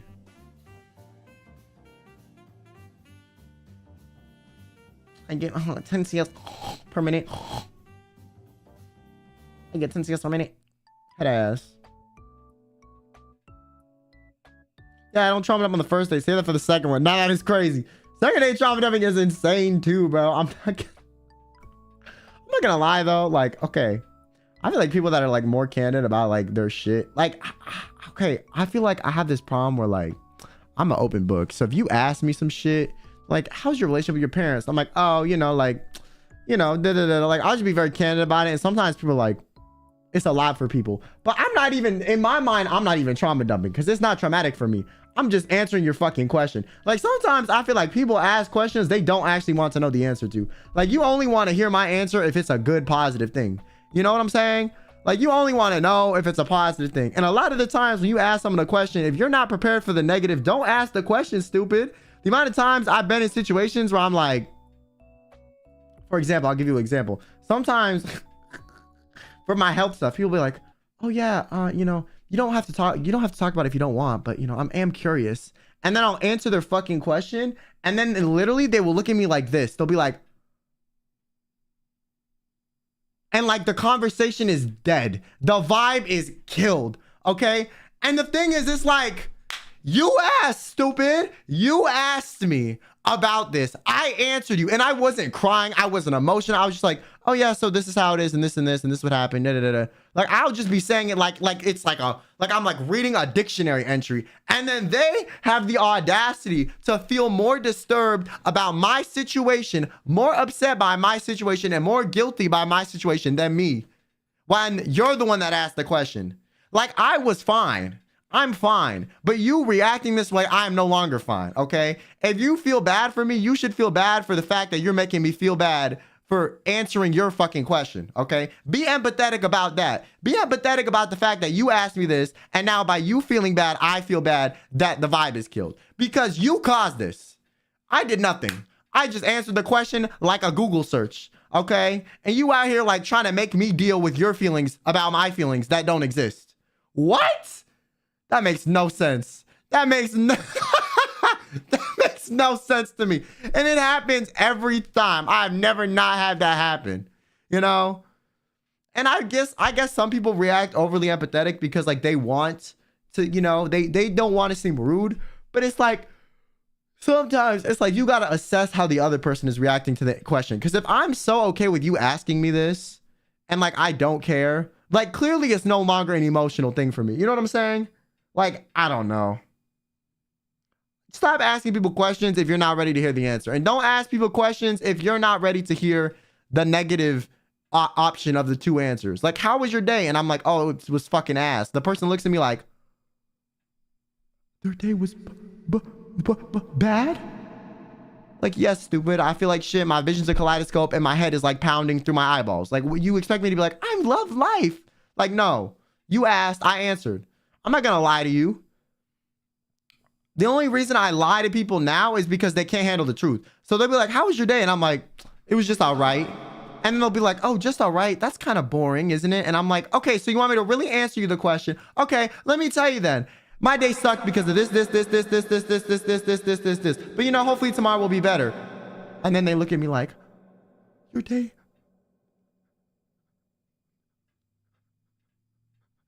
was bad? Like, yes, Shelby, it was bad. You never had a bad day? The fuck? Like, why are you asking me? If you don't want to know, I don't know. Like, what? Oh my God. Oh my God. It drives me insane. It drives me insane. It drives me insane that people do this. Insane.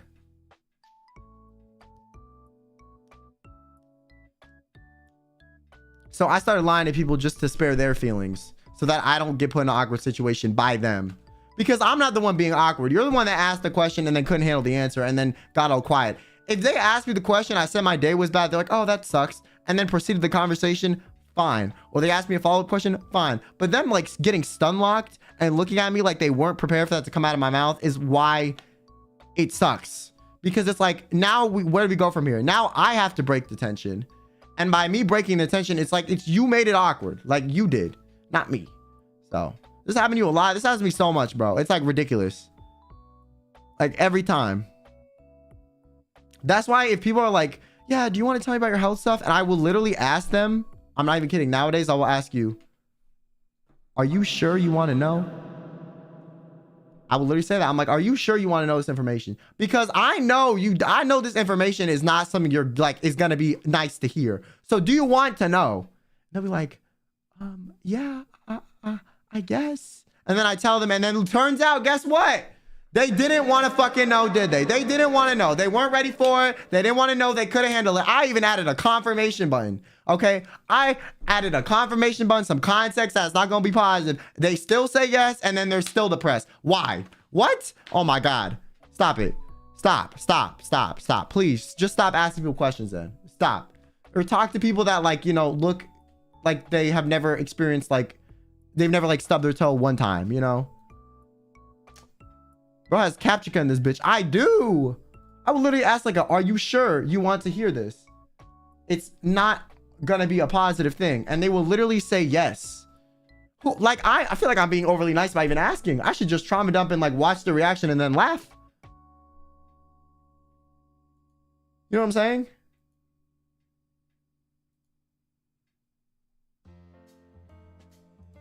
Asking a sensitive question, then gets so shocked that a sensitive question covers sensitive topics. Right?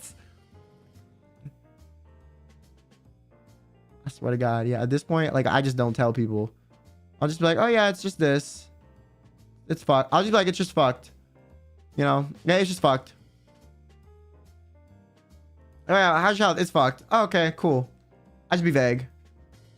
Yeah, or they pity you and it's fucking weird. Like, no. Like, no, stop. Don't infantilize me, okay? I guarantee I'm mentally like stronger than you because me telling you this information made you more disturbed than me experiencing it ever did. You know what I'm saying? I'm like, how the fuck are you trying to act like I need pity when you are reacting stronger to this rough situation than me? And it happened to me. Like, you need to be coddled. You need to have pity because you are mentally weaker than me by a lot. Oh my God. It's like, damn, you making this about you and you asked the question and now you're upset. Like, what?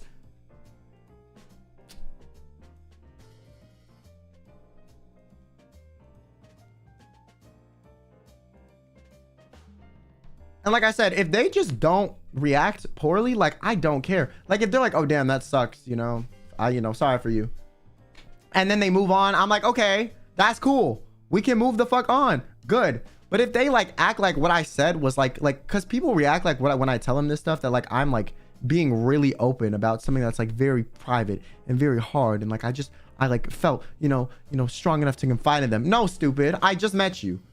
You think I would be telling you some shit if like it really bothered me that much? No, I would not. I definitely would not. Okay. I'm not one to do that, you know? So you asked. I answered, and I answered like stoic. Like I was like a rock talking.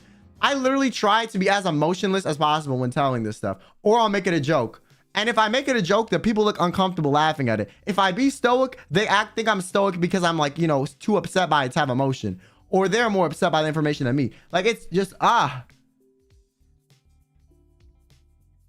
tired. You motherfuckers asking me questions you don't want to know the answer to. Okay, don't ask.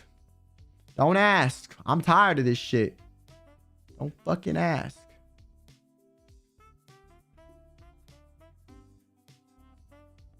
Like, I feel like there are better small talk questions like, oh, what do you do for work? Oh, what are you passionate about? Not, I don't fucking know. Yeah, this is why I hate talking to new people, though. I'm so serious. Every time I talk to new people, like, something comes up, someone asks me some question, I answer it immediately, and then they, like, look traumatized. I'm like, what the fuck? Like, why you mad? Why you upset? This happened to you? That's when people say, how are you feeling? And I don't know them well. I'm like, I'm all right. I forgot. Because I actually answer the question, they're going to be like, are you okay? Like, yes, stupid. If I wasn't okay, I don't know if I'd be telling you this with like a straight face.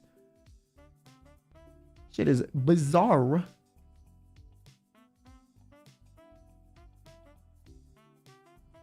Some people try to say that small talk about hobby shit is boring. I mean, I'm gonna be honest, it's boring as fuck, but it's like, be fucking for real. When you know someone super well, anything they say is interesting if you're really good friends with them, right?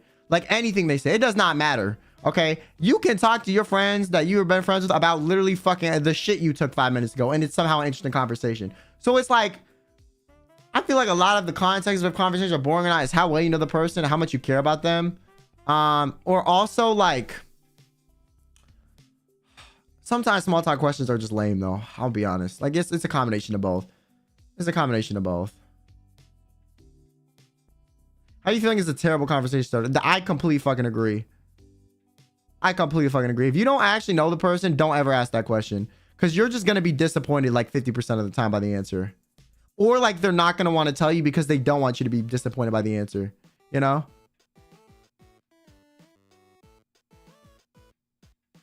Do you pull with the door open or close? See, that's a good ass icebreaker. A good ass icebreaker. Some real shit. How the fuck you start a conversation? I don't know, man. I feel like most of the people I become friends with, the conversation was kind of more like, I didn't feel like I had to force it. You know? Now, who poops with the door open? I don't know. Let's say you live alone. It's your house. No one's coming over. Like, you know?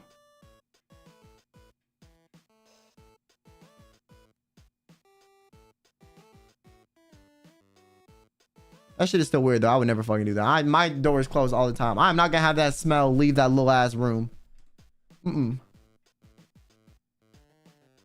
No. I don't want my smelly shit across the room. That's what I'm saying.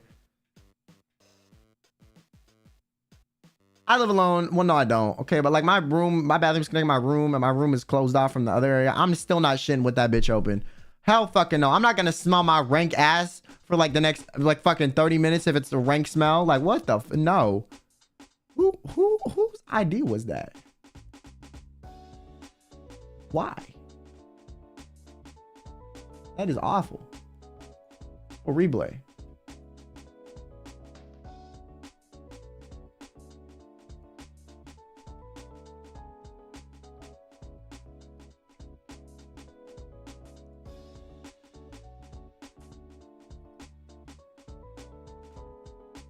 Wasn't the bathroom, stays in the bathroom. That's what I'm saying, bro. I still lock my bathroom door when I go, even if I'm alone at home. Okay, that's like sometimes me too. But you low-key didn't need to time that out, Brendan, because they put it in like mostly English and they translated, but I appreciate it. Anyways, thanks, Cheese Whales. I appreciate it. Thank you, bro.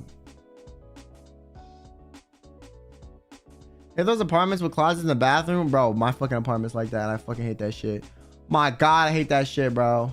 Like, why, man? Now my clothes gonna get all steamy when I take a shower. Like, can we not? Can we not? Can we not? Can we fucking not? I'm willing to listen and give advice, but I'm not a therapist.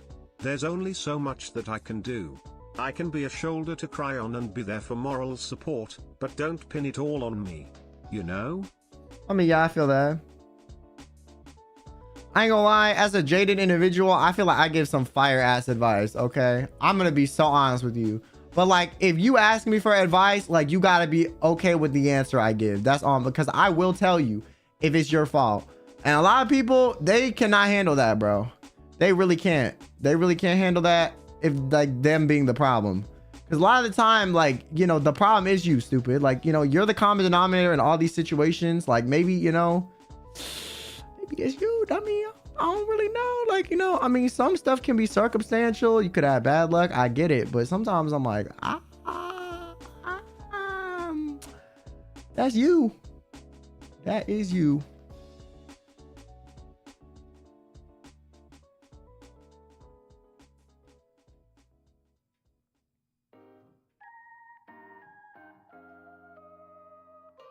But also, like I said, I don't like giving advice to people if I'm not really close to them. Like, I'm gonna be honest with you. Like, if you were to ask me for some crazy ass advice and I do not fucking know you, I'm not gonna be honest. I'm gonna be like, oh, maybe this, maybe that, like, no,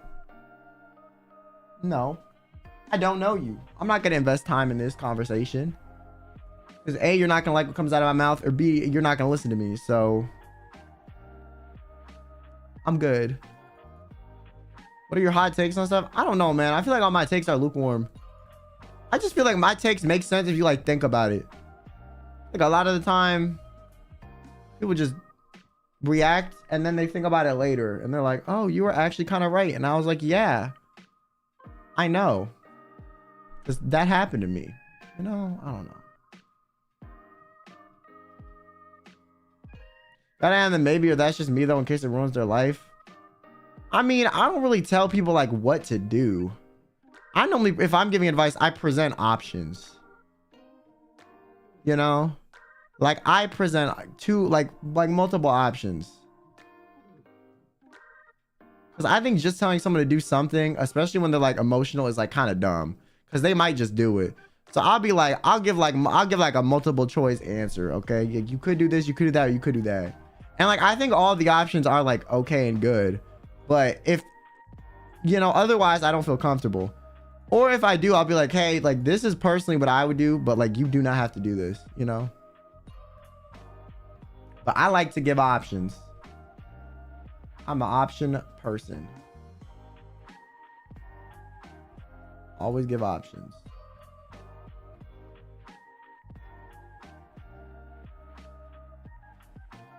Because I feel like otherwise, I don't know. But yeah, Publito, thanks for the donation. Like otherwise it's like, you know, I don't know. It's like you kind of might be setting your homie up for failure.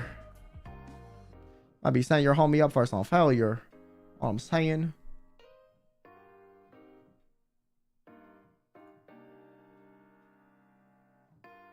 I can't see my message, but happy day. Thanks. Thank you. I appreciate it. Can be choices. Yo, I hate people that like don't like don't like when you give them options though. I'm like, bro, what you mean? Like, I'm literally giving you options. Like, you don't want to make, those people that don't want to make their own decisions, I'm like, I can't. Nope. You tell them what to do one time, they're gonna ask you every other time. That's also why I like giving options. I mean, like, I think sometimes, you know, if people can't actually decide, okay, I'll do it if I know you super well, right? Otherwise, like, I don't want you to ask my opinion on, like, everything. And you base everything off of what I do.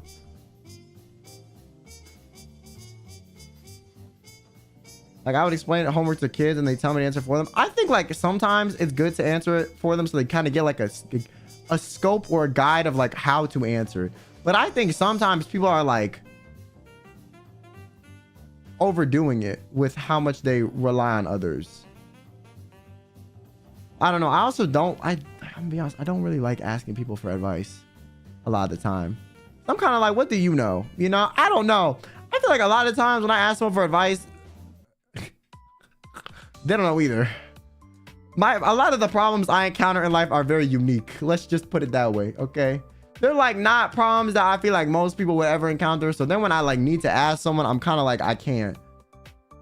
That's why I feel like when problems aren't unique, I normally know what to do because like they're not unique.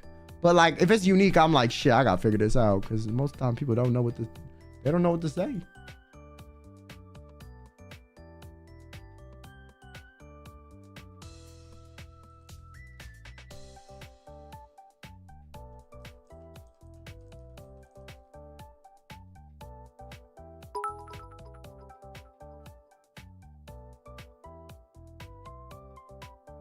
I have to read that, Dongo? Come on.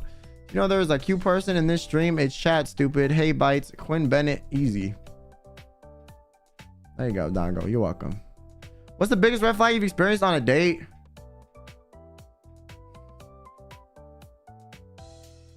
Sometimes people just say stuff and I'm like, the fact that you think this is normal is crazy to me. I don't know. Or like, though, like the way they like will like justify their friend. If people justify their friend's shitty behaviors too much, that's an automatic red flag. I see that the most out of everything. People will like talk about something their friend does and over justify the fuck out of their shitty actions.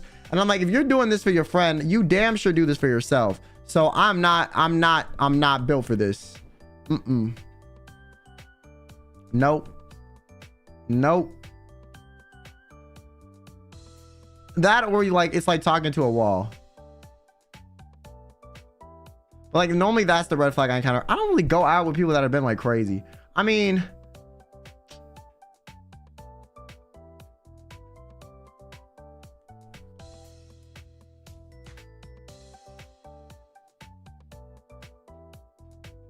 do I talk about this? This is a crazy story.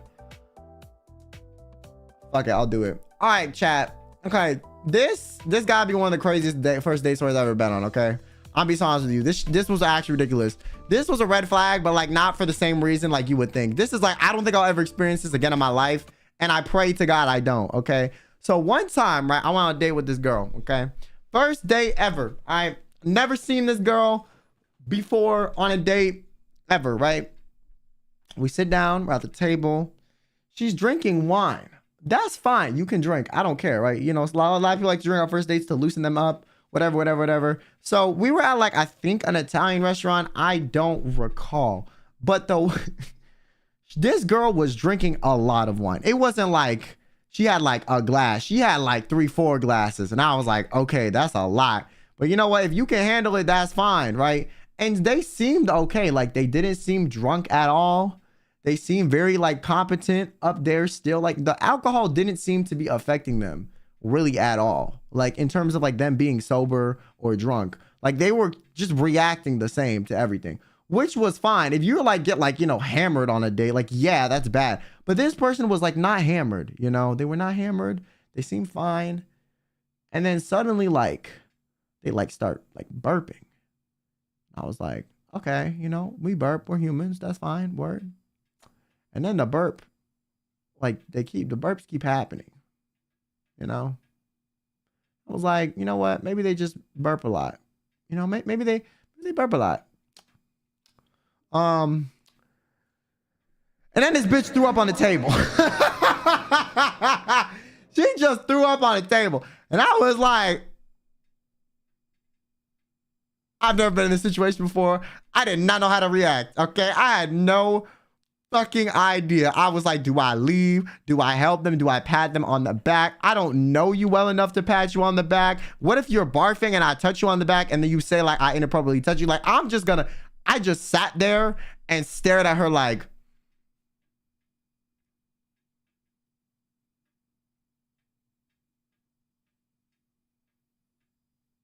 uh-huh.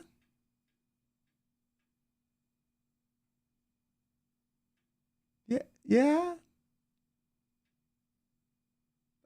Okay. It said fucking nothing. Like what do I do in that situation? There were other people around us. Like I'm not cleaning up your throw up with a napkin either. Okay, that's nasty. You chose to drink this. I'm not your janitor, your personal janitor. So hell fucking no. Hell no. I'm not doing that. So then what happens is, not even a you good. Okay, I asked if she was good afterward, but when someone is mid throwing up, I'm not gonna be like, yo, you good?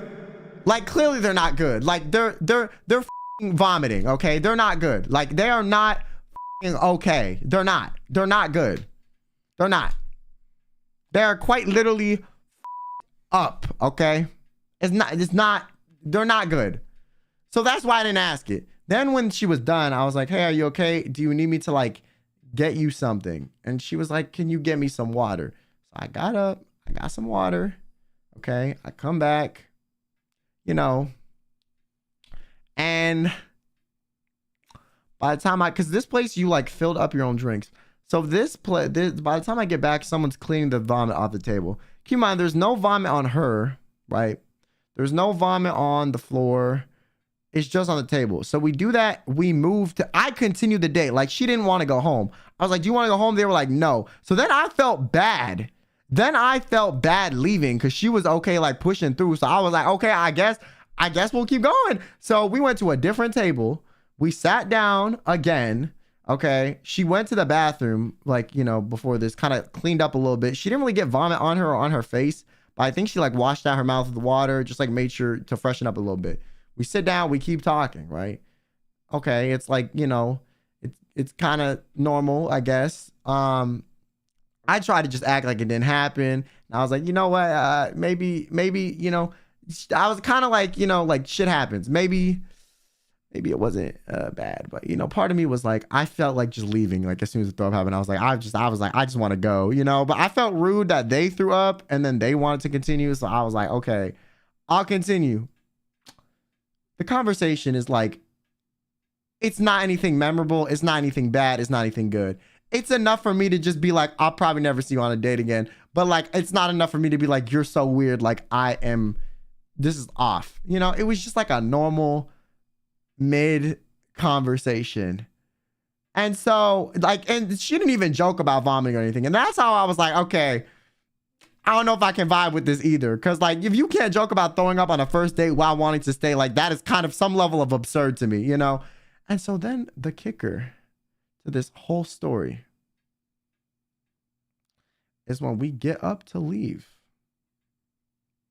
I kid you not, the audacity of this to try this is beyond me. I don't know what got in her brain. I don't know why she thought this was a good idea. My conclusion is she doesn't date often. This has to be like a new thing to her. Maybe she was nervous. I don't know. Before we left, she tried to kiss me. She tried to kiss me on the mouth with her vomit lips, vomit breath, after throwing up 30 minutes prior.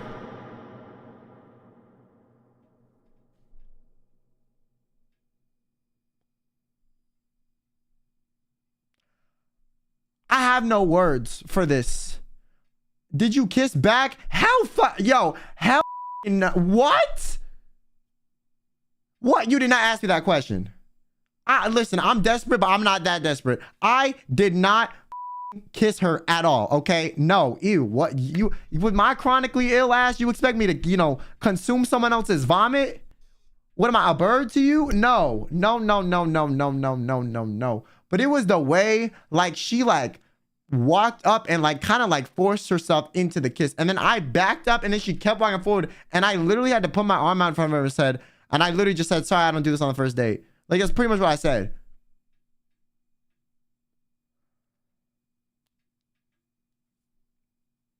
And, I never saw her again. Like, obviously, what? You think I was gonna see her again after that? Hell no. Hell no, I'm not seeing her again after that. That was it. That's it. Not seeing you again. It was over. It was done. I maybe would have given her another chance if she didn't try to kiss me. But the fact that she tried to kiss me, I was like, nope. No. This one's got to go. I cannot do this. This bitch is sick. Lack of social awareness gives me the ick. Like, I was out that bitch. Never again am I seeing her. Okay? No. Bye. What? So yeah, that was the worst first date I've ever been on. The worst. The absolute worst. Like, I was dying inside the whole time because I really just wanted to leave after she threw up. So yeah, that's it. That's how my dating life has gone in the past. Yeah, that's got to be the worst. I don't know if there's anything worse than that. That was the worst, like, in terms of, like, awkwardness. People have said crazy stuff on dates. but it wasn't enough to me for me. Like sometimes if people say crazy stuff on dates, I'm like oddly, like I'm no longer into them, but I'm intrigued why they think this way. So I'll just ask follow-up questions. Like I'll just egg on the conversation because I just want to know how crazy you actually are. So I like can see how big of a bullet I'm dodging. You know what I'm saying? What in the Hallmark movie is this? Did she think she was in some sort of K-drama? What kind of delulu nonsense is this? I have no idea. I have no idea. I think, like I said, I think she doesn't date often. I kind of felt bad for her. I was like, you know, I did feel bad, especially after throwing up. But like, I just think, yeah, she doesn't date often. She's a little bit socially unaware. But like, listen, I'm gonna be honest, chat. Like this girl was like a 9 out of 10. Like I was very surprised that this behavior happened.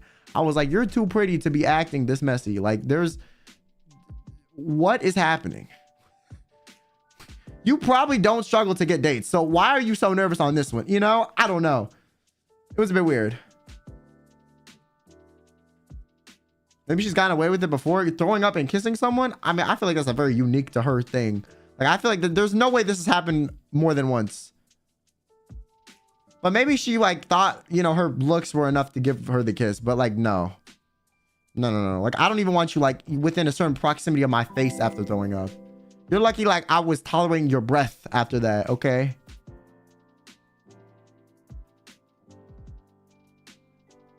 Nah, thanks to membership. Probably don't thanks to donation. And Valley Star thanks to tier 1.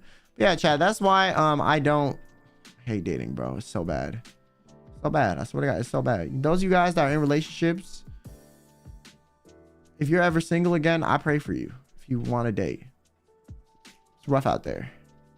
Like, don't even matter if they look normal, okay? They can be crazy. People normally don't want to be seen after throw up. Like how? I don't know, bro. It was like she was the most confidently nervous person I've ever seen. Personally, if I threw up, I'd be like, sorry, you know, I'm gonna just head home. I'll pay for the check. You know, you have a good one. Like, that's what the hell I would do. I'm not gonna like drag it out.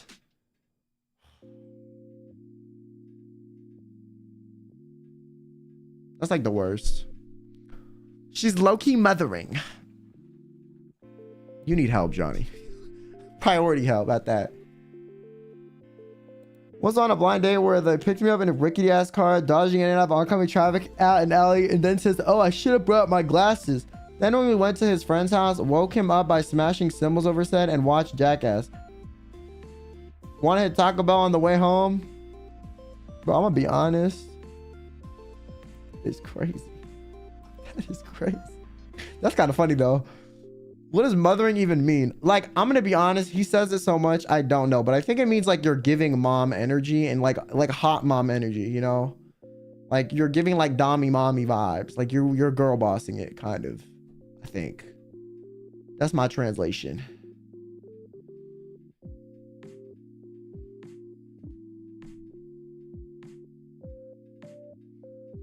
That's my translation. Like you're girl bossing. It's like Matara's permanent state. Exactly. Exactly. So throwing up is mothering. Well, there's this thing called irony, and it's where people say things like, you know, that are ironic.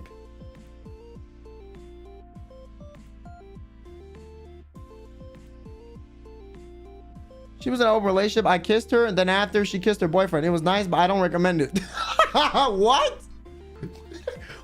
Where is this coming from? This was so random, bro. This was so random. Where are you getting this from, Noah? What the hell?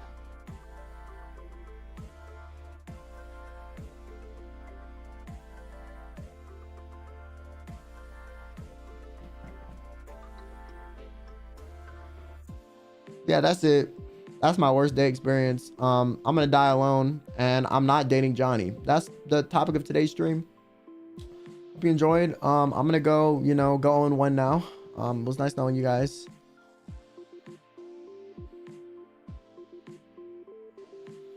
How many people do you date, bro? I mean, like recently, like not really anybody.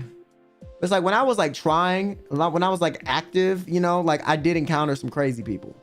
But like I feel like most of the time, the general consensus was like they were either just boring. Yeah, it was just kind of that. They were just like a little too like they like didn't talk, had no sense of humor, or like were like a bit crazy. I don't know. I feel like normally it's just like I'm not interested in the person. Like they're just like not my vibe. It's not always something crazy.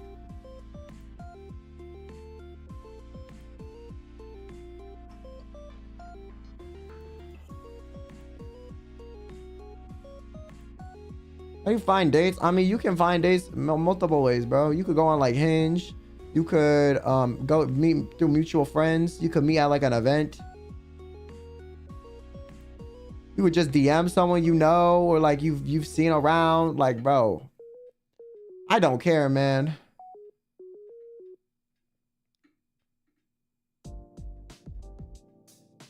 I'm not above any method. Like, I do not care. If it works, it works. You're a first move maker. Well, I'm a dude. I feel like by default, you kind of have to be. If you don't, you're limiting your options like crazy. Because there will be like girls that are into you and then they just don't say anything. So, you know, it's just more sane than Grindr. Because like Hinge is for like dating. Grindr is for like grinding in a non-homie without clothes kind of way. I know too many dudes as a girl that don't say anything. Well, you know, confidence is the thing too. Non-Picardo, thanks to the membership. Benji, thanks to the tier 1. Thank you.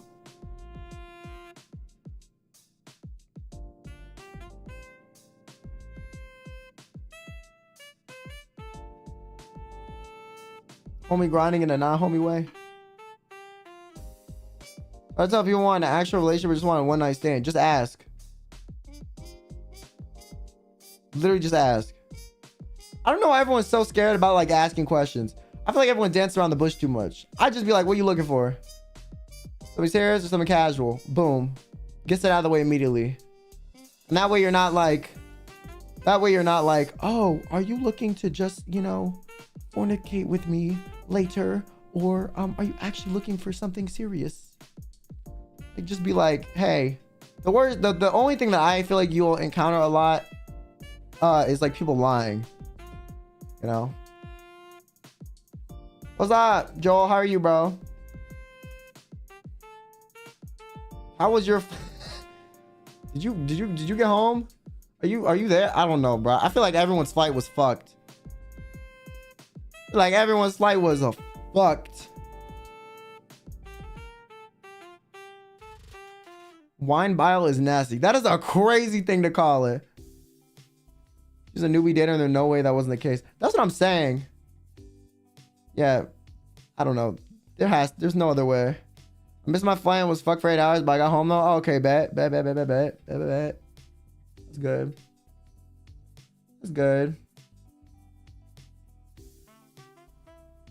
I didn't have any issues, but like, I feel like everyone else did. Yeah, the one time I didn't have issues, I feel like I always have terrible issues with like flying. I fucking hate flying, bro. I hate it. I hate it. The lesbian is really hard because in a country full of model like people, how do you tell? Bro, I'm gonna be honest. If you part of the LGBTQ, okay, do not feel ashamed using a dating app. That shit is the literal easiest fucking way to find people that are of your orientation, like, fast. You know what I'm saying? I'm just saying, like, that shit makes it so easy. Just fucking do it. Don't feel shame in it, okay? Or go to like an area that is like known for that thing. Or you could also just ask. I'm not gonna lie. I feel like unlike guys, if you are a girl and you're into girls and you compliment another girl and ask if they're into girls, they like are just flattered by it and not offended. I know if you're a dude that's into other dudes and you compliment a dude and like that kind of in an AO kind of way, sometimes they'll be offended. Most of the time, girls though, they do not care. They're just like, oh, she thinks I'm pretty, you know? So yeah, if you a guy trying to hit on a guy in person, ooh, that can go one of two ways, you know? Like it's a bit more risky, but if you're a girl, that shit, most of the time, girls are flattered to hear it. So I wouldn't feel. Sure, girls can be weird about it. I mean, they can, but I feel like it's less likely. Like people can be weird about everything though. Even people you're actually like that are of your same orientation can be weird about you hitting on them. So it's like the statistical chance of it happening girl on girl is way less than guy on guy from what I've seen and been told. Also, girls are like so okay with being openly intimate, like as platonic friends, that it's kind of like they're like more okay with it. What if people hit on you? That's already happened before. Stupid. Growing up funny is so hard they don't get the hints. Bro, I'm just saying, like, you should just be more upfront about it. Because if you're not sure if they swing that way, you can't be like subtle, is what I'm saying. You cannot be subtle. It does not work. It does not work. You have to be like more upfront about it. You cannot be subtle at all. That will never work. That will never work.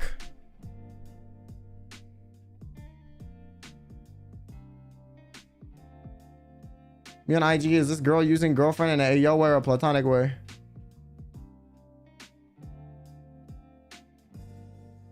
Sometimes they make it weird though. I mean, people are always gonna make it weird. People will always make it weird. Like I said, hitting on people in person is always a gamble. Always a gamble.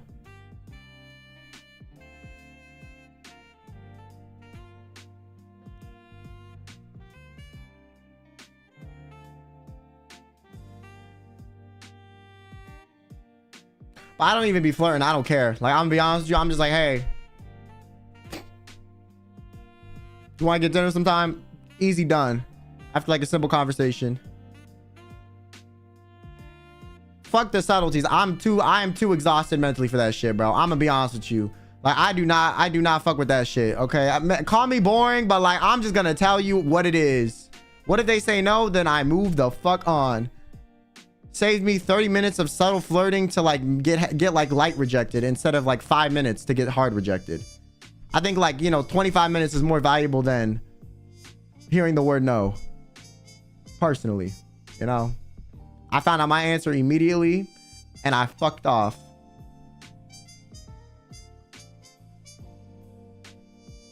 It also saves the other person time too. You know? That's my outlook on it. But I know that's a bit forward for some people, but I'm too tired, man. I'm too tired to be subtle. Like, I am. Like, fuck that. Okay? Fuck that. Like, it wastes both people's time. It's too much. All right? No. No. I feel like flirting only works if it's very natural for both parties, and then it kind of leads to something else. But like, if you're already interested and you don't know if the other person is interested and you just flirt, like, it's like half the time it's a wasted effort. So that's why I'm just saying, just like, be open about it. You know, I think flirting only works if like two people are like kind of both like open to the idea but not sure yet, which happens a lot. But I'm just saying, I don't know.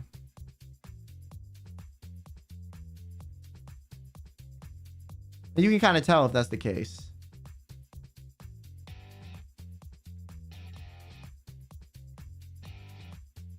Make a long conversation before I ask them. I mean, you can do that. I have like a amount of effort and amount of fucks I give, and like I've started to give less. Okay, so I am just gonna ask, and you'd be shocked how like non-bad it is after a while. Like, it's pretty pretty easy after you know, getting rejected is not that bad after it happens enough. Like, being forward is just like better. I don't know.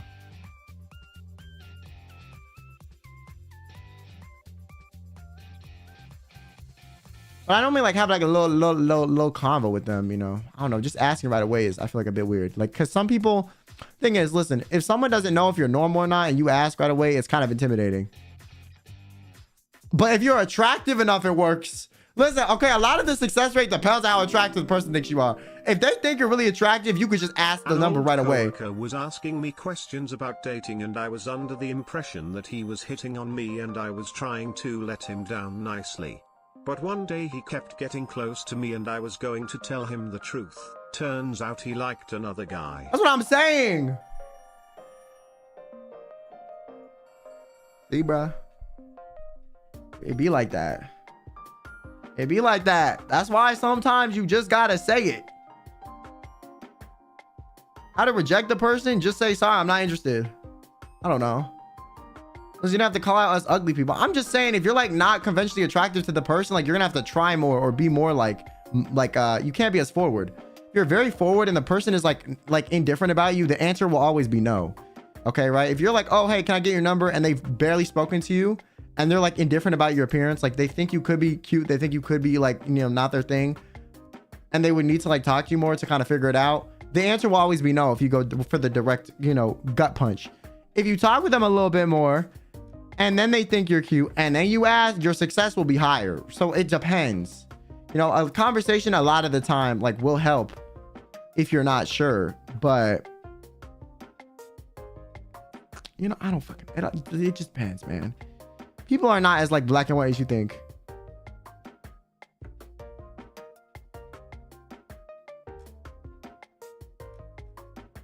Look, attractive people go far, but not as far as people think. I just think it depends on the person you're hitting on. Do people just know if they're attractive? Well, I mean, also like being attractive is relative. Okay, there's some people that like are conventionally like an 8 out of 10 if you were to ask most of the population, but there's always that one motherfucker that thinks they're a 2. So like it really doesn't matter. Okay, like there were people on Twitter calling fucking Margot Robbie mid. So it's like realistically, beauty is in the eye of the beholder to some fucking extent. So even if you know you're attractive, the person could still say no. You know, like it doesn't really guarantee anything. Like, you know, some people's vision is a bit skewed. Okay, some people walk around with kaleidoscopes over their eyes. Like, I don't know. Okay, some people are just blind. It just happens.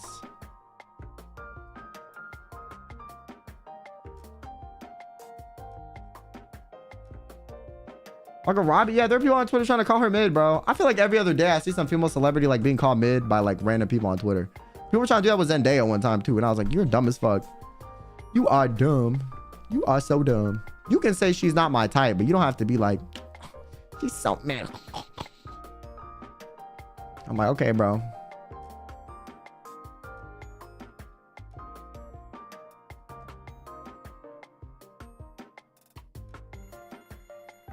The M in Margot Robbie is for mother.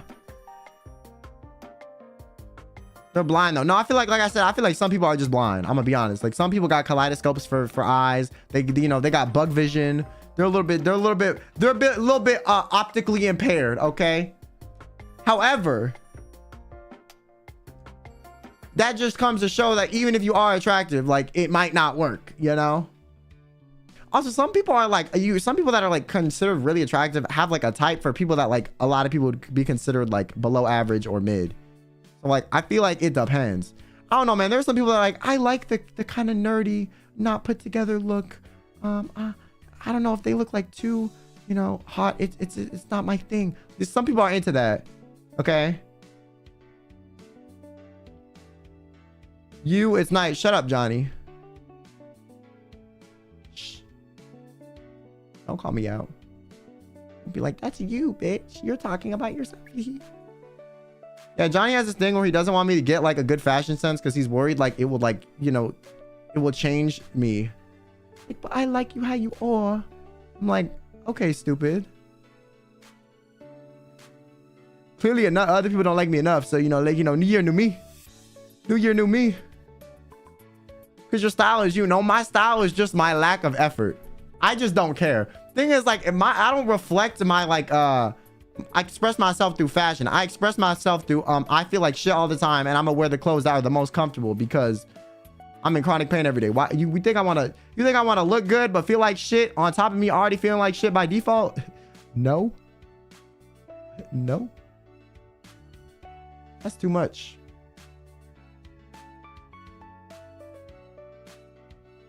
So yeah, that's me. I just like don't really care. As long as I just don't look like fucking appalling or like I like a fucking basement dweller, I'm like, I'm good. It's endearing. That's the worst compliment to get. That is the endearing is the most backhanded shit. It's endearing. I be saying that to people though. I'm a hater too. I'm a hypocrite. I'm a hypocrite. Yo, someone calling you endearing is like them being like, you know, it doesn't work for most people, but for some reason it works for you. So, you know, yay. That's literally what being called endearing is. Like, they're basically saying like, the average person could not pull this off, but for some reason it fits your vibe. You know? It's like the modern day form of saying, bless your heart. But like, actually, no, it's different. It's like unique adjacent. Yeah, it's like calling somebody unique. No, don't ever call, unless you're talking about my personality or my sense of humor, don't ever call me unique, okay? Or my content. Don't say I look unique. Don't do that. Just call me ugly, okay? It's easier to stomach. It's easier to stomach. Just call me ugly. You know, my form of that being like, you know, I'll be like, shout out to you. I say that about everything. Yo, even if I don't actually agree with it, I'm just like, shout out to you. Cause I'm like, clearly it works for you. I do that shit too. I'm a whole hypocrite, but I don't say people look unique or that they look, you know, like that's just crazy. I don't mean like it's about people's behavior. Yeah, I do this. I'm like, shout out to you. You know, shout out to you. People don't really know what that means. They're just like, oh, okay, bet. That's me. That's like me saying that's dope. But like, it's actually not dope, or it could be dope. That's a shout out to you, and I mean like, yeah, that's great. And sometimes I'm like, oh, you like that? I mean, I guess if you like it, you know, you can. You know what I'm saying? Like, it means both for me. Depends.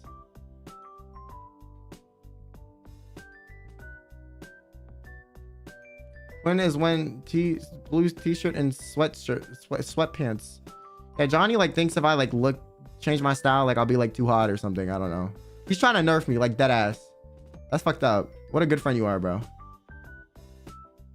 You fucking bitch. You fucking bitch. Think I'm gonna get an ego?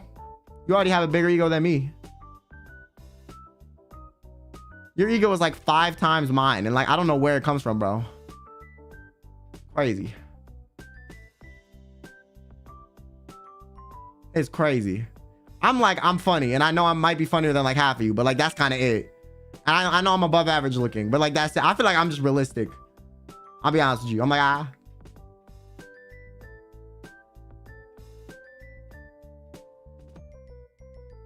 I'm just realistic. Johnny have the pic of you him is literally dressed like a VTuber model. How?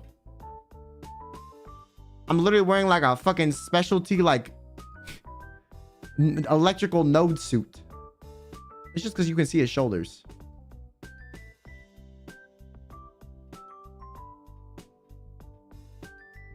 Well, you're a relatively attractive young adult. Yeah, above average. You know? That's what I mean. Above average.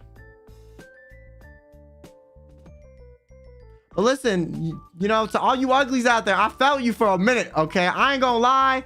Listen, bro.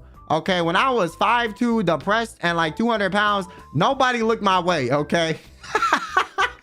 Nobody looked my way, okay? So you know what? I feel you, okay? Shit's rough, all right? You know, it happens. It is what it is. You gotta move. You gotta get over it, okay? Listen, I had to really work on my personality when I, you know, was built like that, and I, you know, was not, you know, doing the thing. So just, you know, do it, okay? I believe in you. Believe in you. Your personality might be good enough that people don't care one day. No, but actually, like the difference in the way I was treated when I was fucking like, when people saw me as attractive is crazy, bro. I don't know what the fuck changed.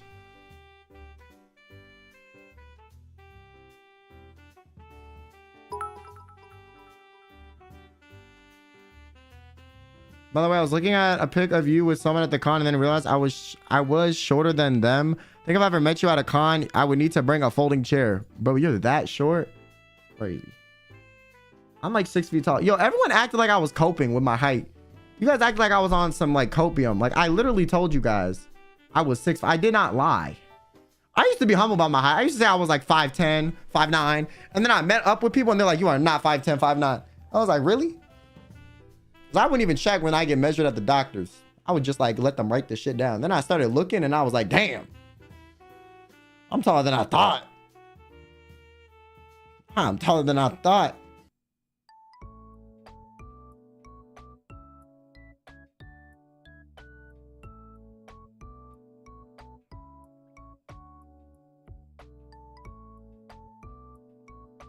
That's not even humble.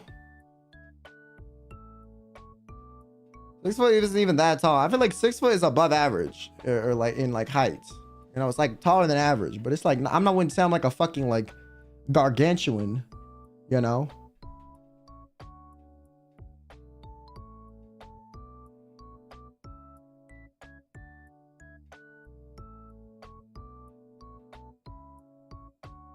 5'6" eye patch wearing short king here. Let's go, bro. Shout out to you. Listen, I'm gonna be honest, like, I don't really care.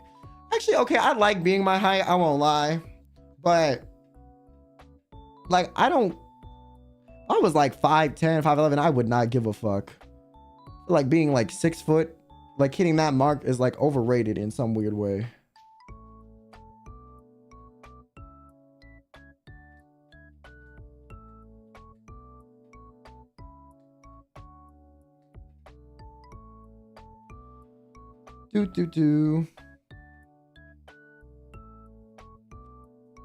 Ugh. Okay, guys, Johnny's not that short, bro. He bent down a little bit and I stood on my tiptoes. He's like 5'8", bro.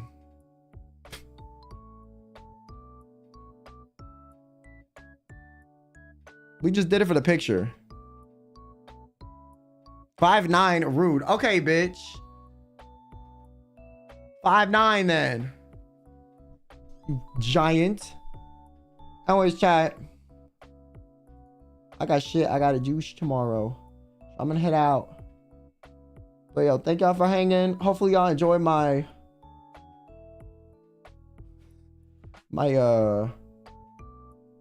Weebcon stories. And you know, now you understand that I am still single, alone, desperate, and depressed. And yeah, I have no bitches. 5 feet 6 inches eye patch wearing short king here, lol. That super chat is so behind. It's crazy. Yo, thanks again, Charlie. All right, guys, I'm head out. Thank you guys for hanging out. As always, hope you guys have yourself a damn good one.